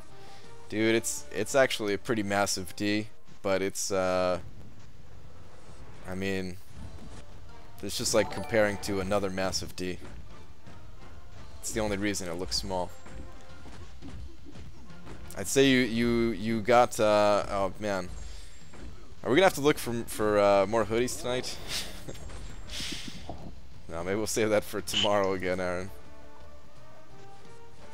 What about Stark and Hand Spider-Man? Seems like he could be a king too. Yeah, so I mean that's the champion I want more than any other right now. I feel like I just keep repeating the same thing over and over about him, is that I have a very specific goal in mind for that champion. I do feel like he's one of the best all-around champions in the game,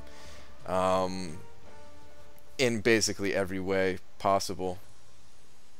Even prestige-wise, he's pretty good.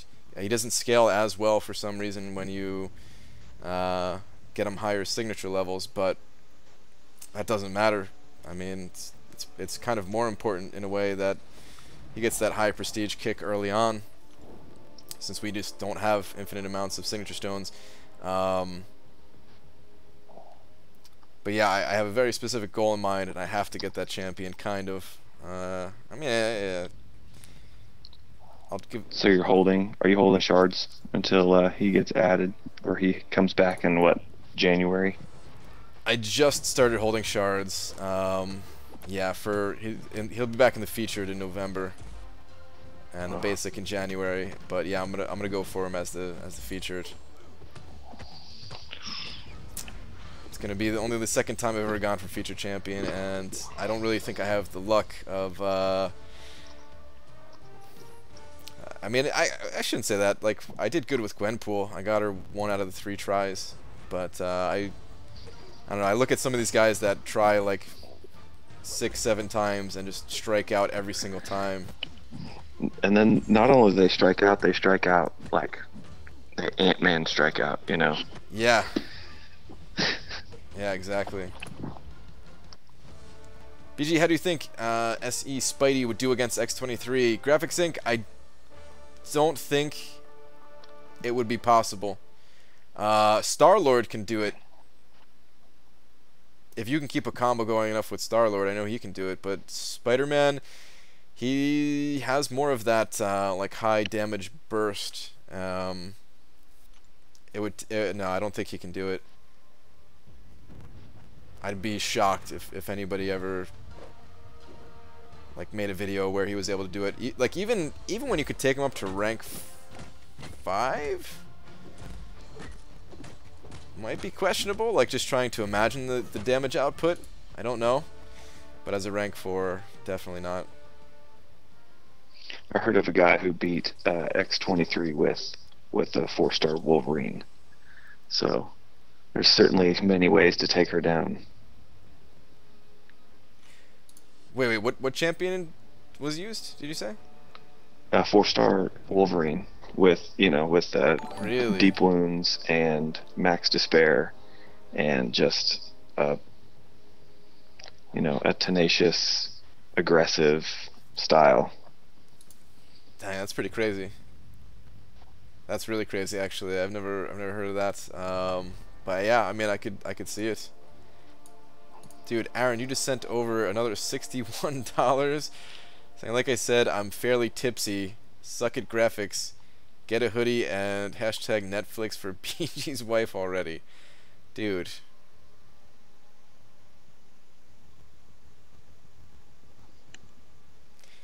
Glory man just took the words right out of my mouth saying, I knew I loved Aaron Abdo. Dude. Aaron, man. The 61 put him at just $1 above. Yeah.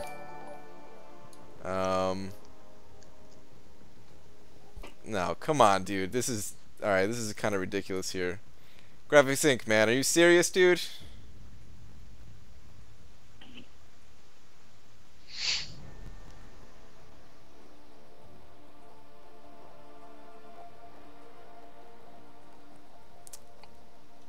I feel like I need to turn the donations off after that, because what?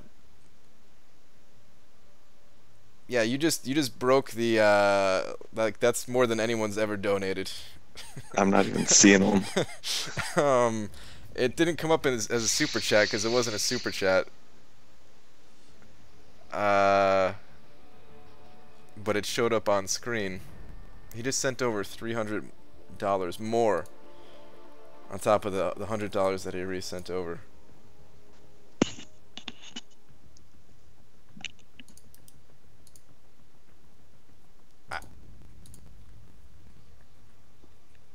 Greg has a King Kong size D. Yeah, basically, Hyperstream. I don't even know what to say, dude. What?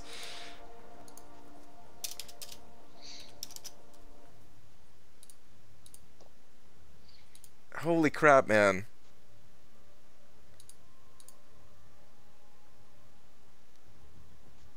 Yeah, like I really do want to like turn off the donations, man. That's like too much. Holy crap, man. I don't even know what to say. Graphics Inc., dude, thank you. Aaron, thank you too, man. What? What? Resident in the chat. Whoa, Resident, dude, I haven't seen you in forever, man.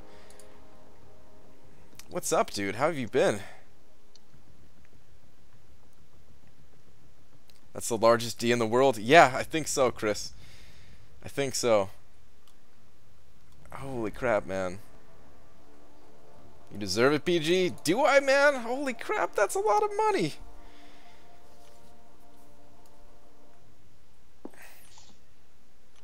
Yeah, all I could say is thank you. Aaron, whenever I do make it out to Seattle, I'm gonna have to buy you one of those $11 shots myself. Graphics Inc.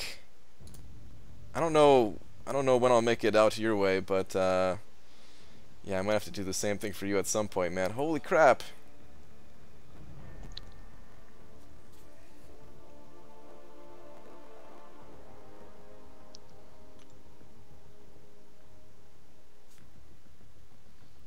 Legit tried to ban Resident because I saw the name and was like, oh, another fake res, and then I saw the mod status.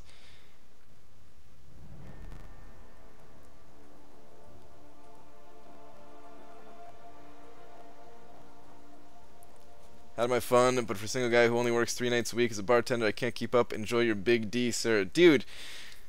Oh, man.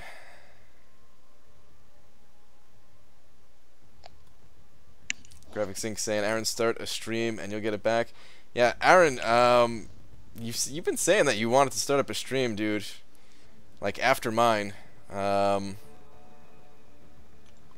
You know I would send people your way, right? Like, we can definitely have some kind of little after party in your stream if you ever wanted to really start one of those up, dude, for sure. Brian should come down after Comic-Con with Seaton and Crash here. Wait, is Seaton going, like... Is Seaton doing that, or are you just saying, like, it'd be cool if both of us did that? Like, it'd be sweet, because Frojo was telling me that, like, that you live really close, you live really close to him. It'd be cool to hang out with Frojo, too, because he's not making it to Comic-Con, I know that. Been good, thanks. Greetings to all of you here. Rez, good to hear, dude. Yeah, Seaton's coming to Houston after Comic-Con. Dude, that's pretty sweet, man. That's awesome.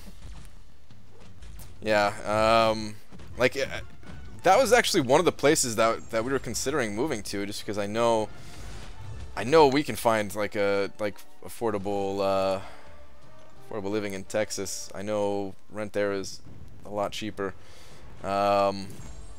but I've never been there, and yeah, it's one of those places that eventually I want to check out. But yeah, no time this year, I know that much.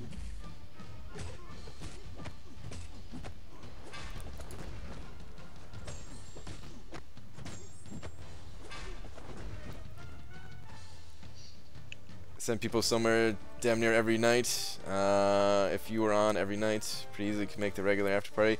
Yeah, exactly, Drop Faith. Exactly, dude. But if you can deal with the heat, then it's a great place. I'm sure it's not. Well, never mind. I shouldn't say that. Yeah, it's probably warmer. I'm sure it's there. not. I'm sure it's not great. He says.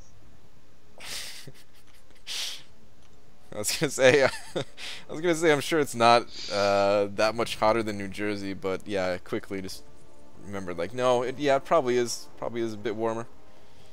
Probably is a little bit warmer. So, Matt, what are you doing right now? Like I was just thinking, like, are you grinding arena too? Like, do you grind arena at all, or not so much?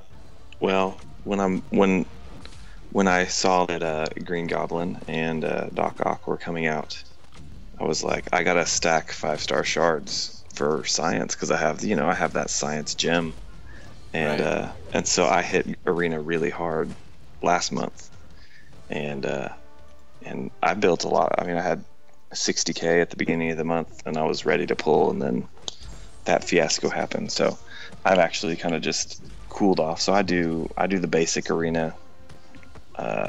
The tier 4 basic arena, and that's, since then if there's a basic champ I want or something, I'll just get him. But Yeah. I haven't played with my 2 stars in arena in a long time, and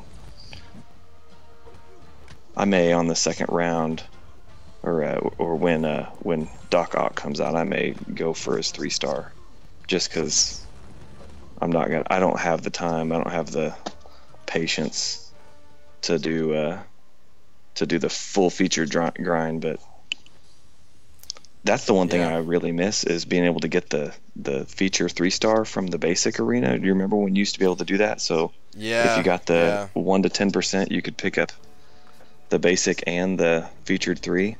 I haven't got a featured 3 in a long time. Yeah, that was the only thing that I didn't like about the arena change, is that you can't get the 3-star nearly as easy. I felt it was a lot better with the other system that they had for it, because it's not only does it make it harder for like experienced players with deep rosters and everything, but it makes it significantly harder for new players to the game too. Because they're in there, like, if you use your 3-star champions, if they're maxed out and you pop boosts and stuff like that, you can get to 1.5 million in, I don't know, like I think it's like, I can't remember, I think it's like 70 rounds or something like that, which it's doable. But for somebody who is new to the game, number one, they don't have those boosts. And number two, they don't have maxed out 3-star champions. They might have like a few of them, but they don't have, 70 takes them a long time. Yeah, and it would take them way more rounds because they have to use like mostly 2-star champions even to get those and stuff like that. So yeah, I feel like it really crippled the like Kabama's done a lot to help out new players get rewards faster.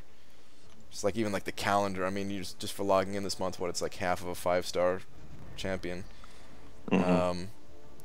But it still sucks. Like that's how I progressed in this game for the longest time. Is I was just picking up all the 3-star champions and all of the shards that came with them and everything. Royal Marshal sent in over $5 super chat saying, "Seems like these big D's are compensating for something else." Nah. Dude, these guys just have massive Ds, and that's it, man. I get to 1.5 million in under 30 rounds with 5 stars. Yeah, well, with 5 stars, 1.5 million is like It's like nothing if you have enough of them at least.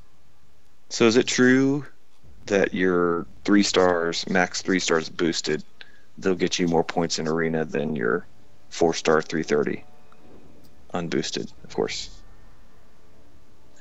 Because when I believe so. yeah, when I was trying, you know, when I put 9 million up for Phoenix, overshot a little bit. I was doing that. I was skipping my 330s and going straight to my 3 stars and boosting them because I've got those stacked up for forever. Yeah, honestly, I've never even considered that, but yeah, no, it should be more points boosted. Yeah. It doesn't matter when you go through every single champ you have, though, Brian. Yeah. Like I actually stopped using the 3 stars in that arena entirely. As a matter of fact, I stopped using my 330s even. I mean, I haven't gone for a basic champion in a while, so I'm sure if I was going for a basic champion, I would do it. But it's actually like really quick just to get all the milestones if you know, I play like 5 rounds with my maxed out 4 stars, and then I'll just wait and just repeat that like a few times each day. But no, that's pretty good actually. I like thinking about stuff like that, like little ways to just optimize the grind a little bit better.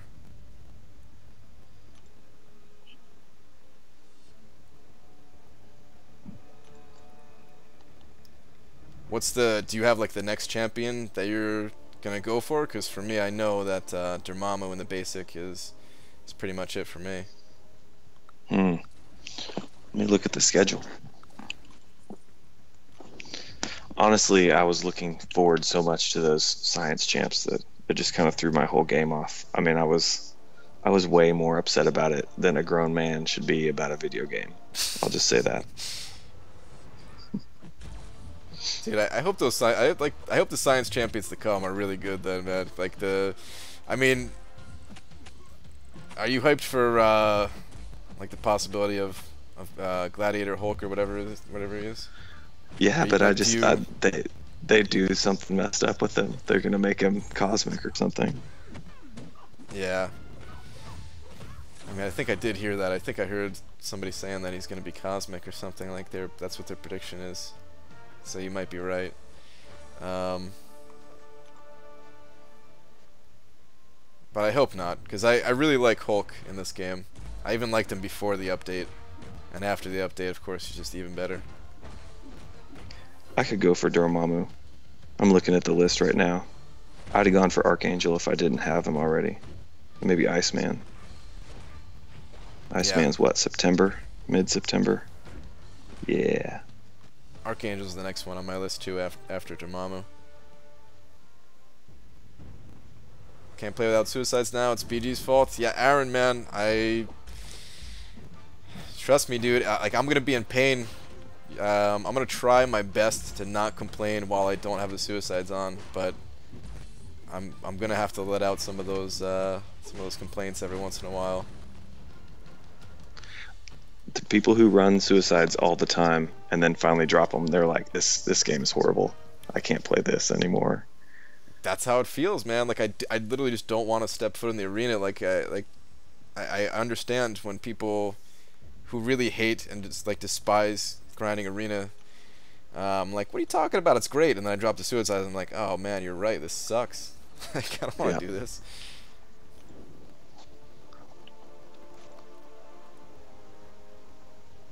It's that recoil, man.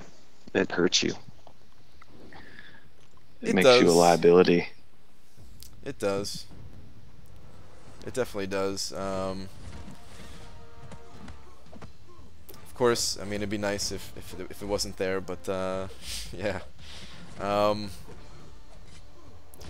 Yeah, I'm gonna be going like to the opposite end of the spectrum for ward defense, and not only am I dropping recoil, but I'm gonna pick up 5 out of 5 mystic dispersion.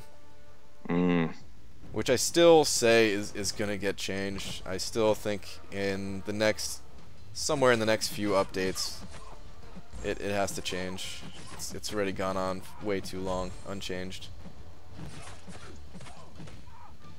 It's only gotten worse since like Dormammu got added to the game, and everybody having Magik now, and it's crazy.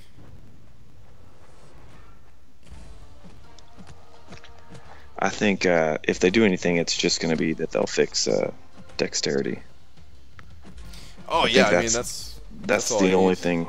Yep. And that's still going to put a major pain on, you know, you'd have a lot of people that would say the only reason I bought Mystic Dispersion was because it's a necessity for high war defense. Yep. Yep.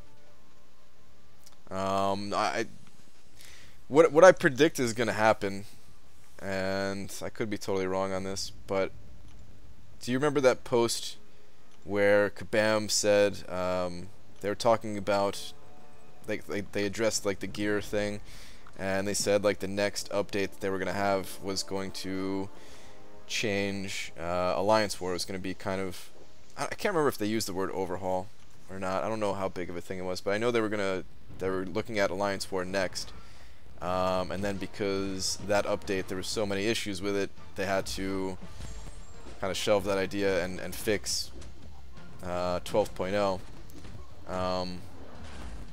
But War, it still has to be like the next thing on their list. It's kind of out of date at this point. The rewards, the nodes, all of it. And I think that in one of the next major updates, so either like 15.0 or 16.0, I think we're going to see a massive change to Alliance War, and I think Mystic Dispersion is going to be changed somehow along with that.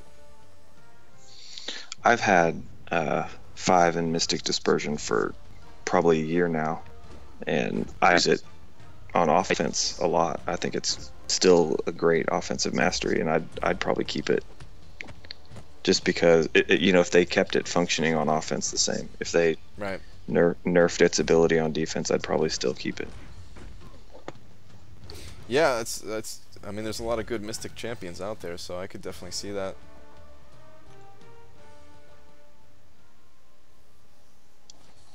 I do think they would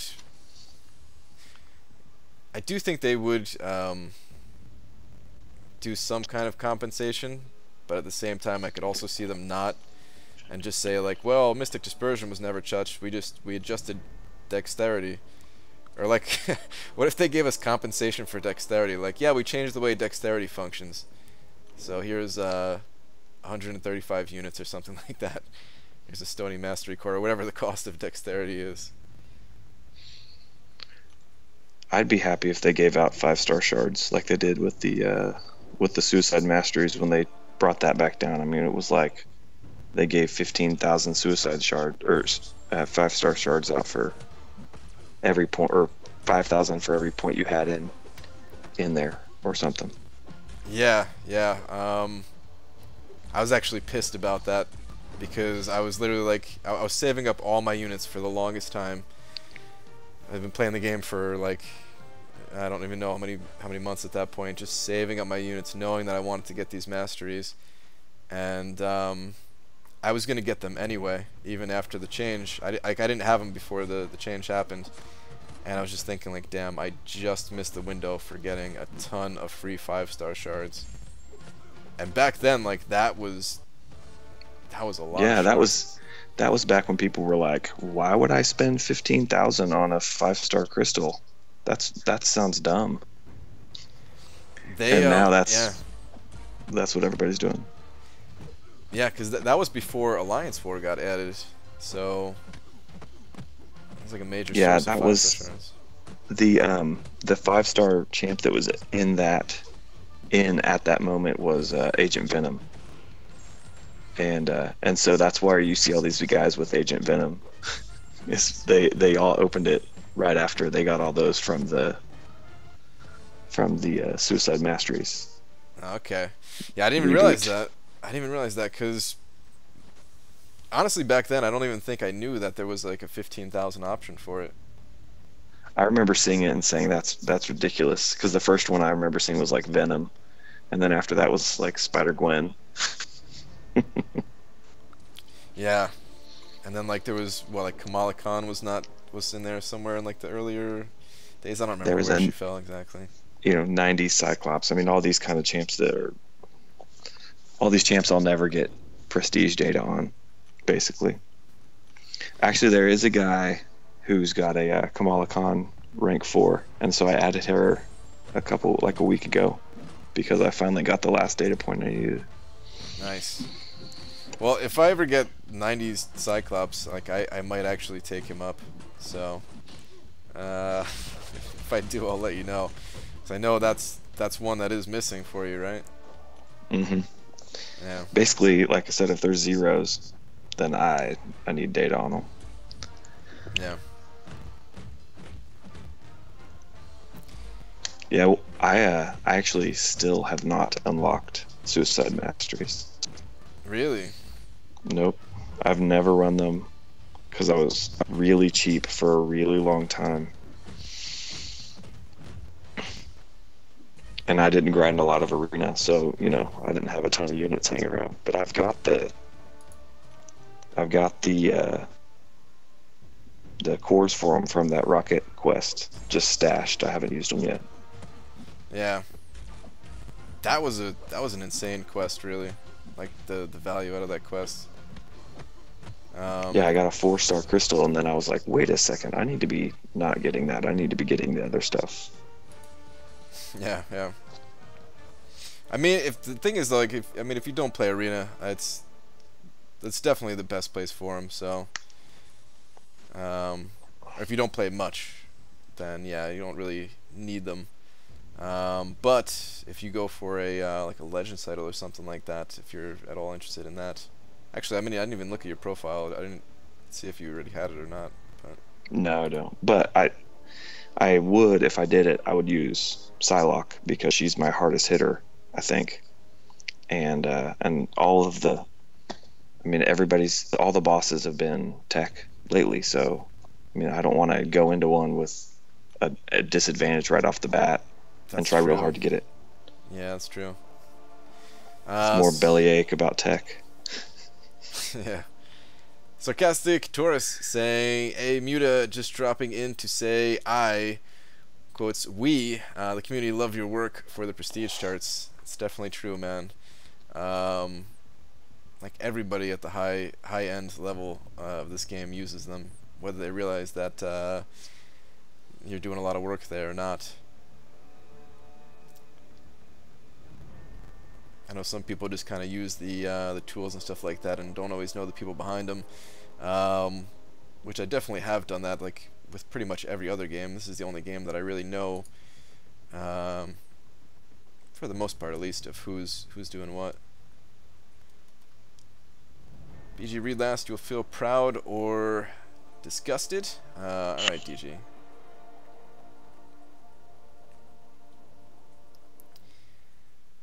I do blame BG. No one else has convinced me better than BG from grinding arena and now switching for permanent suicides. Yeah, I'm sorry, guys.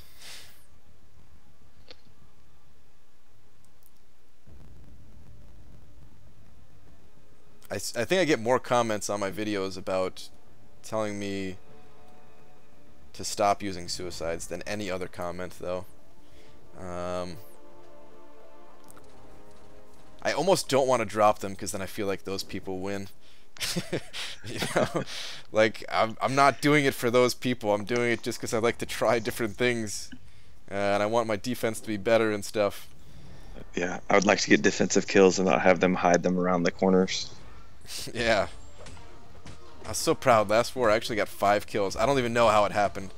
Like the people must have disconnected while fighting my defenders, something like that, because not that they're like terrible defenders, but I can't remember who it was, but there was like three deaths against like one of my worst ones, and I was just like, all right, what happened here? This is amazing. Because you know how it is when you go into that fight and you see Suicide Masteries, you're like, oh yeah, I got this guy. Yep. Especially in the old days when people used to place their boss, they just like look at the hero rating and just put the highest one at the boss, and it'd be like, yeah, put that one at the boss. Yep.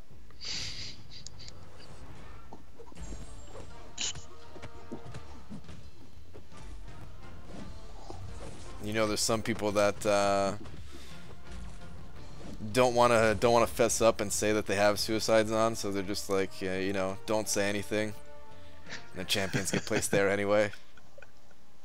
It's like, oh, I don't know what happened. They must have been really good. That has to have been it.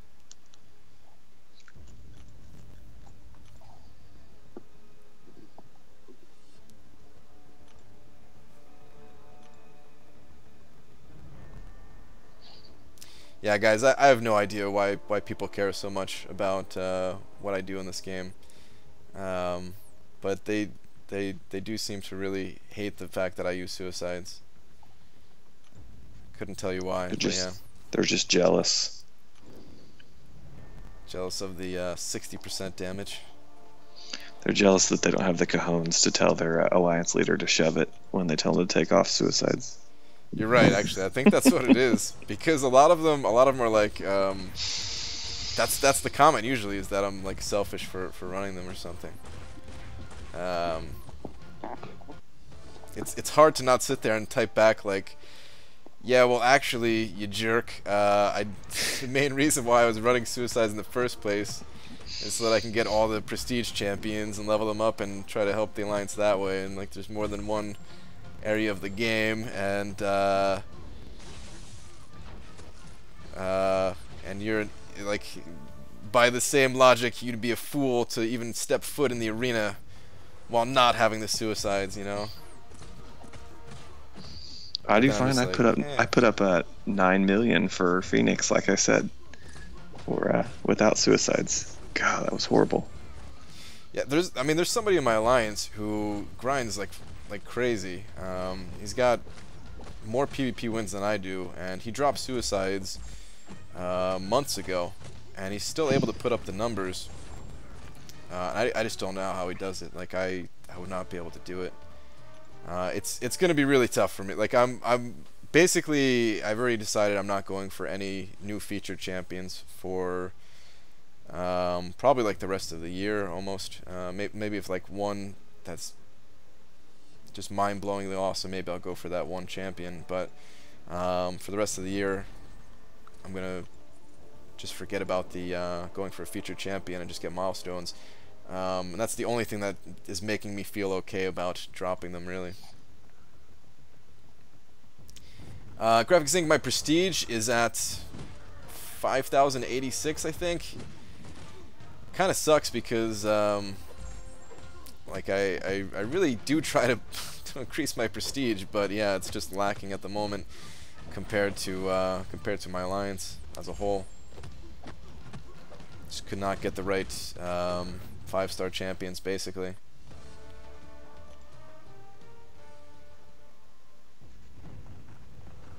How many arenas have I done without suicides? Yeah, Drop Faith, you've done a lot without suicides. I still don't know how you do it either, man.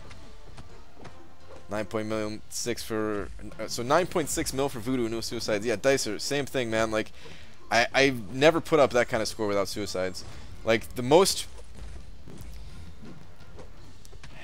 I don't even know what the highest score I've done without suicides. Like, I'd have to go back and look at the first basic champion I got, which was Jane Foster. And I remember putting up like 3.2 million or something like that. And even then, I think I had suicides. My first basic champion was Drax, and I got him on accident because he went for like 1.6. And I was like, nice. I'll just do another round. Why not? I just was doing milestones, and I was like, whoa, I got a basic champion. That's pretty sweet. I remember seeing stuff like that posted on Reddit for Hulkbuster when he was the basic. I think that was the first time that I realized just like how big of a difference that is for certain champions, is when I saw the score for Hulkbuster. And then there's always like this big correction on the second run when one goes really low like that, because everybody's like, shoot, I can put up 2 million. Yeah. And it drives the score up a little bit.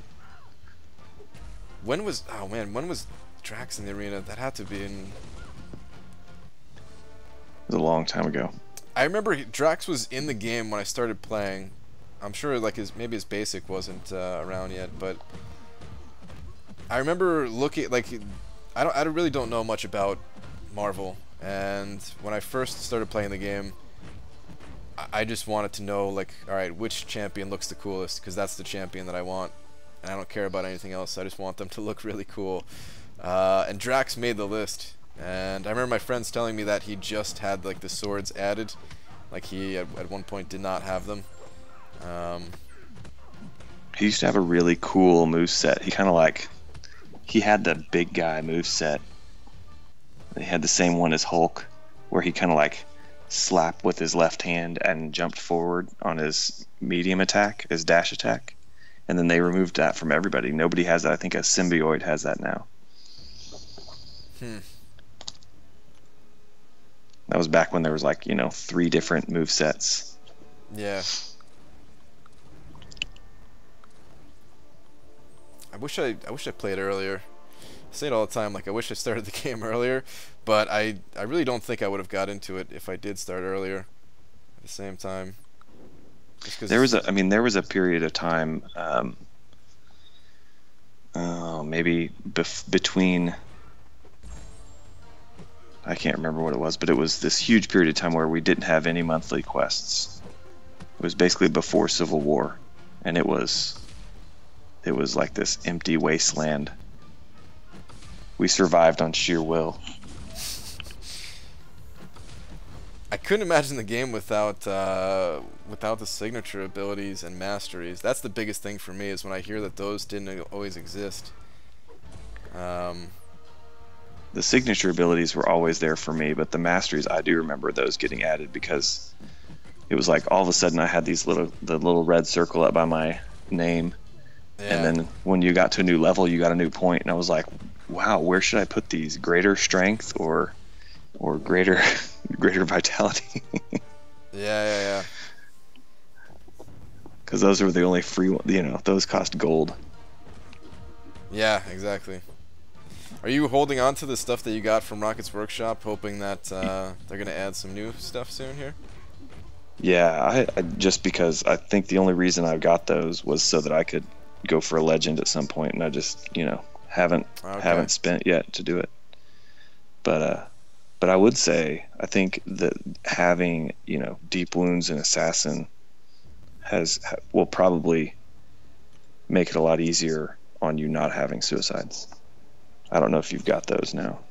Yeah, I do. It definitely does help. Like I did some testing, and I did like some arena speed runs, just to see like the time difference, and they definitely do help out a lot more. Something that I didn't realize about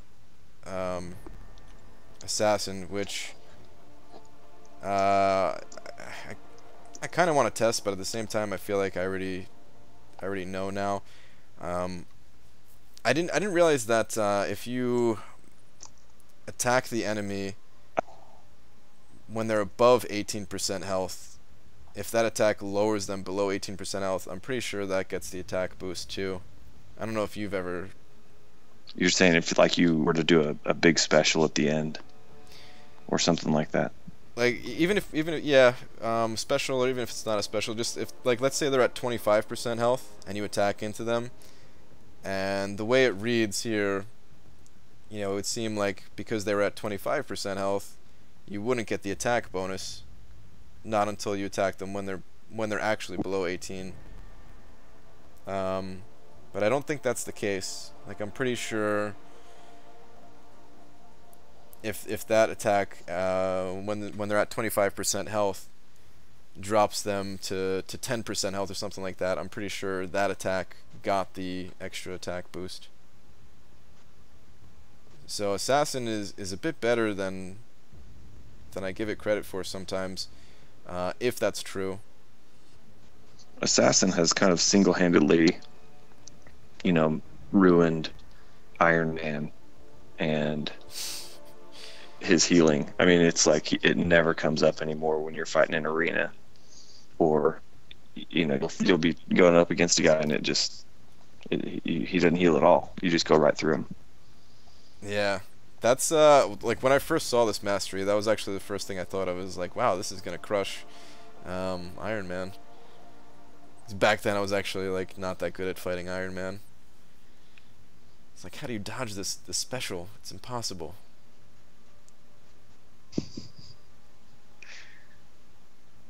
Assassin helps a ton in Labyrinth. Yeah, so I think it's I used to think that it would only be good in a place like Labyrinth, but I think it's good everywhere now. I mean, I've always run like at least 1 point in it just for that first point scales better than the others. I want to test it, but I really am kind of lazy about testing this kind of thing, just because it'd be kind of annoying to test. Mastery testing is annoying and it's expensive. Yeah, that's the worst part, is that it does cost units. If there's ever another free, which I'm sure there will be, another free unit or free mastery week or whatever, then I'll test it for sure. But until then, I'm just gonna go by what I think. There's a couple other masteries that I want to test. Kind of the same thing as that. I just don't want to put out the units for it.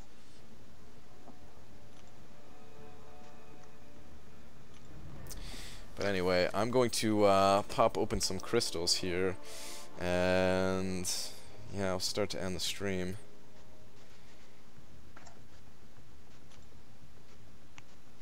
Gotta say, man, it was fun talking to you. It's, like I said, guys, this is really like the first time that me and Matt have talked, but I've always held a lot of respect for the work that he's done, helping out the community. Speaking of like saving units, we'd have to be spending a lot more units to figure out a prestige. Every time you go to look for an alliance, you'd have to drop your masteries and take screenshots or something like that to show them.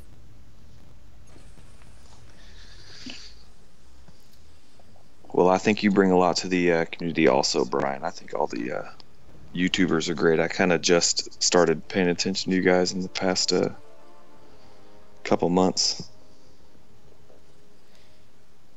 Thanks, dude. Definitely try. Just dupe / awaken Electro out of a premium crystal during his featured run. Coincidence? Question mark. Come on, man, and think I was going to grind for him. I mean, you can still get those shards there, though, Gloria, man.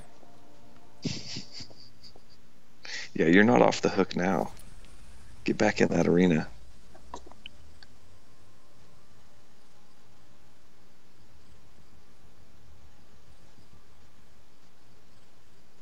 Only source of tier 4 class chaos for me. Yeah, Art of Chaos. I missed part of what you were saying there, but I'm sure you're talking about your legend runs. Congrats again, by the way. I don't know if I congratulated you on the web slinger one there.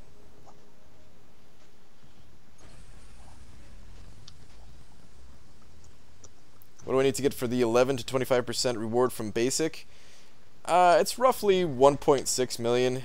It can go a little bit higher, it can go a little bit lower. I usually try to put up like 1.7 just to be on the safe side. The thing is about that arena is if you miss out on the 11 to 25% rewards, it's not that big of a deal. Like of course they're great, but you already got milestones all the way up until that point. So if you could play it a little bit more risky there versus like going for the champion. If you go for the champion, basic or featured, then I recommend just trying to put in those extra rounds. But if you're just going for a shard cutoff, yeah, you could roll the dice a little bit.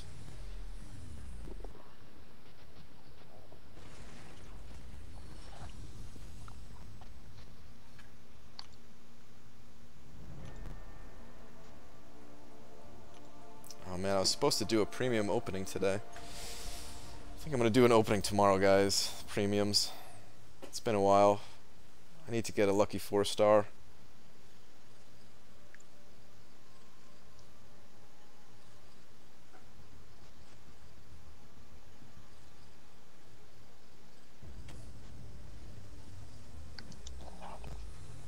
Actually, I have a question before we end the stream. Do you keep spreadsheets at all like I do, where I have quite a few spreadsheets going on different things, or are you more just... It sounds like you're more laid back with the game, but then you just do the prestige thing. Like tracking data. Like, do you keep track of all your crystal openings or anything like that, or? I used to. Yeah, I used to keep track of every single arena crystal that I opened, just to see, like, try to figure out averages over time. But I kind of figured it out. So for season 2 and season 3, I used to track the tier 4 class catalyst cutoff in AQ. And so when that end would come out, I'd find out who would, like, the last, if the cutoff was 105, I was trying to find somebody in that range, and usually I could find somebody on the line chats. And so I had a sheet, and then I'd predict the next week's worth of what we needed to get to do, because I did not want to run map 6. I just didn't want to do it.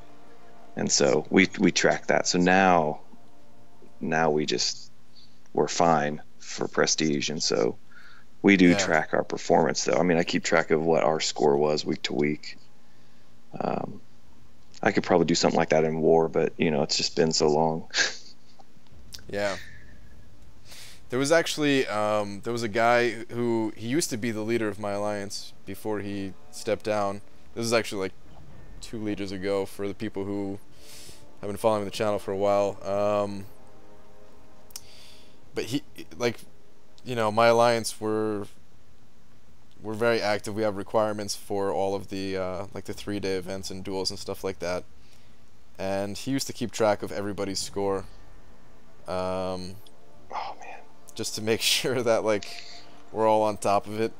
But then it would also, like, it would rank us kind of thing too, like if you put up the highest score for perfect series, you'd have, like, a 1 compared to the person in 30 with 30. And then, of course, like, the lowest score kind of thing is, like, the person contributing the most for the alliance. Like, I don't know, it was kind of cool. It was kind of cool. I'm sure a lot of people would be like, screw that. And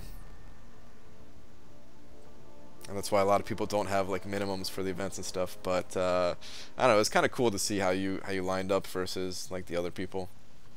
We do maintain a prestige leaderboard, and so we have a handful of guys, like 5 or 6 guys, that just battle for the top spot back and forth, and it's kind of funny. You get one guy dropping to 4th, and he gets kind of upset about it. You know who I'm talking about. He's not listening, but it'll get back to him. That's good. That's good. Yeah. Oh man. Yeah, I'm definitely down on the low end for my alliance and prestige, because I know my alliance tracks it too, but it's like in an automatically updated spreadsheet or something like that. I don't even know if I've never seen it even, like, posted in, like, the non-officer chat or whatever, which I'm not even in the officer chat, so I don't even know if anybody even looks at that stuff. So is it track the dubs as the king? Yeah, drop faith, pretty much, man. Alright, but yeah, gonna end the stream here. Dude, Matt, again, dude, thank you for coming and hanging out with us tonight. It was definitely interesting hearing a little bit of what goes on in your world with this game. Big Balls is saying, Matt, please say something creepy.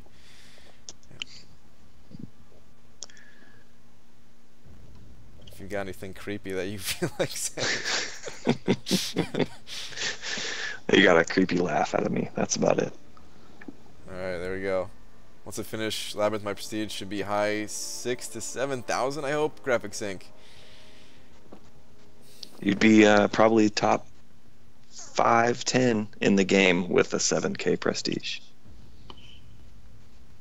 That'd be insane, man. That would be insane. But yeah, alright, that's gonna do it for tonight, guys. Speaking of insane, thank you very much for the insane donations. You're at 6110 right now? Dude, that alone is an achievement right there. But yeah, thank you very much again, guys, for the donations. I'll be back tomorrow night, of course. Oh man, Sunday, and we don't have a champion to test. We're gonna have to figure out something to test, guys. I don't know, but we'll figure it out. Yeah. Have a good night, everybody. Thanks, Brian. Yeah, thanks again, Matt.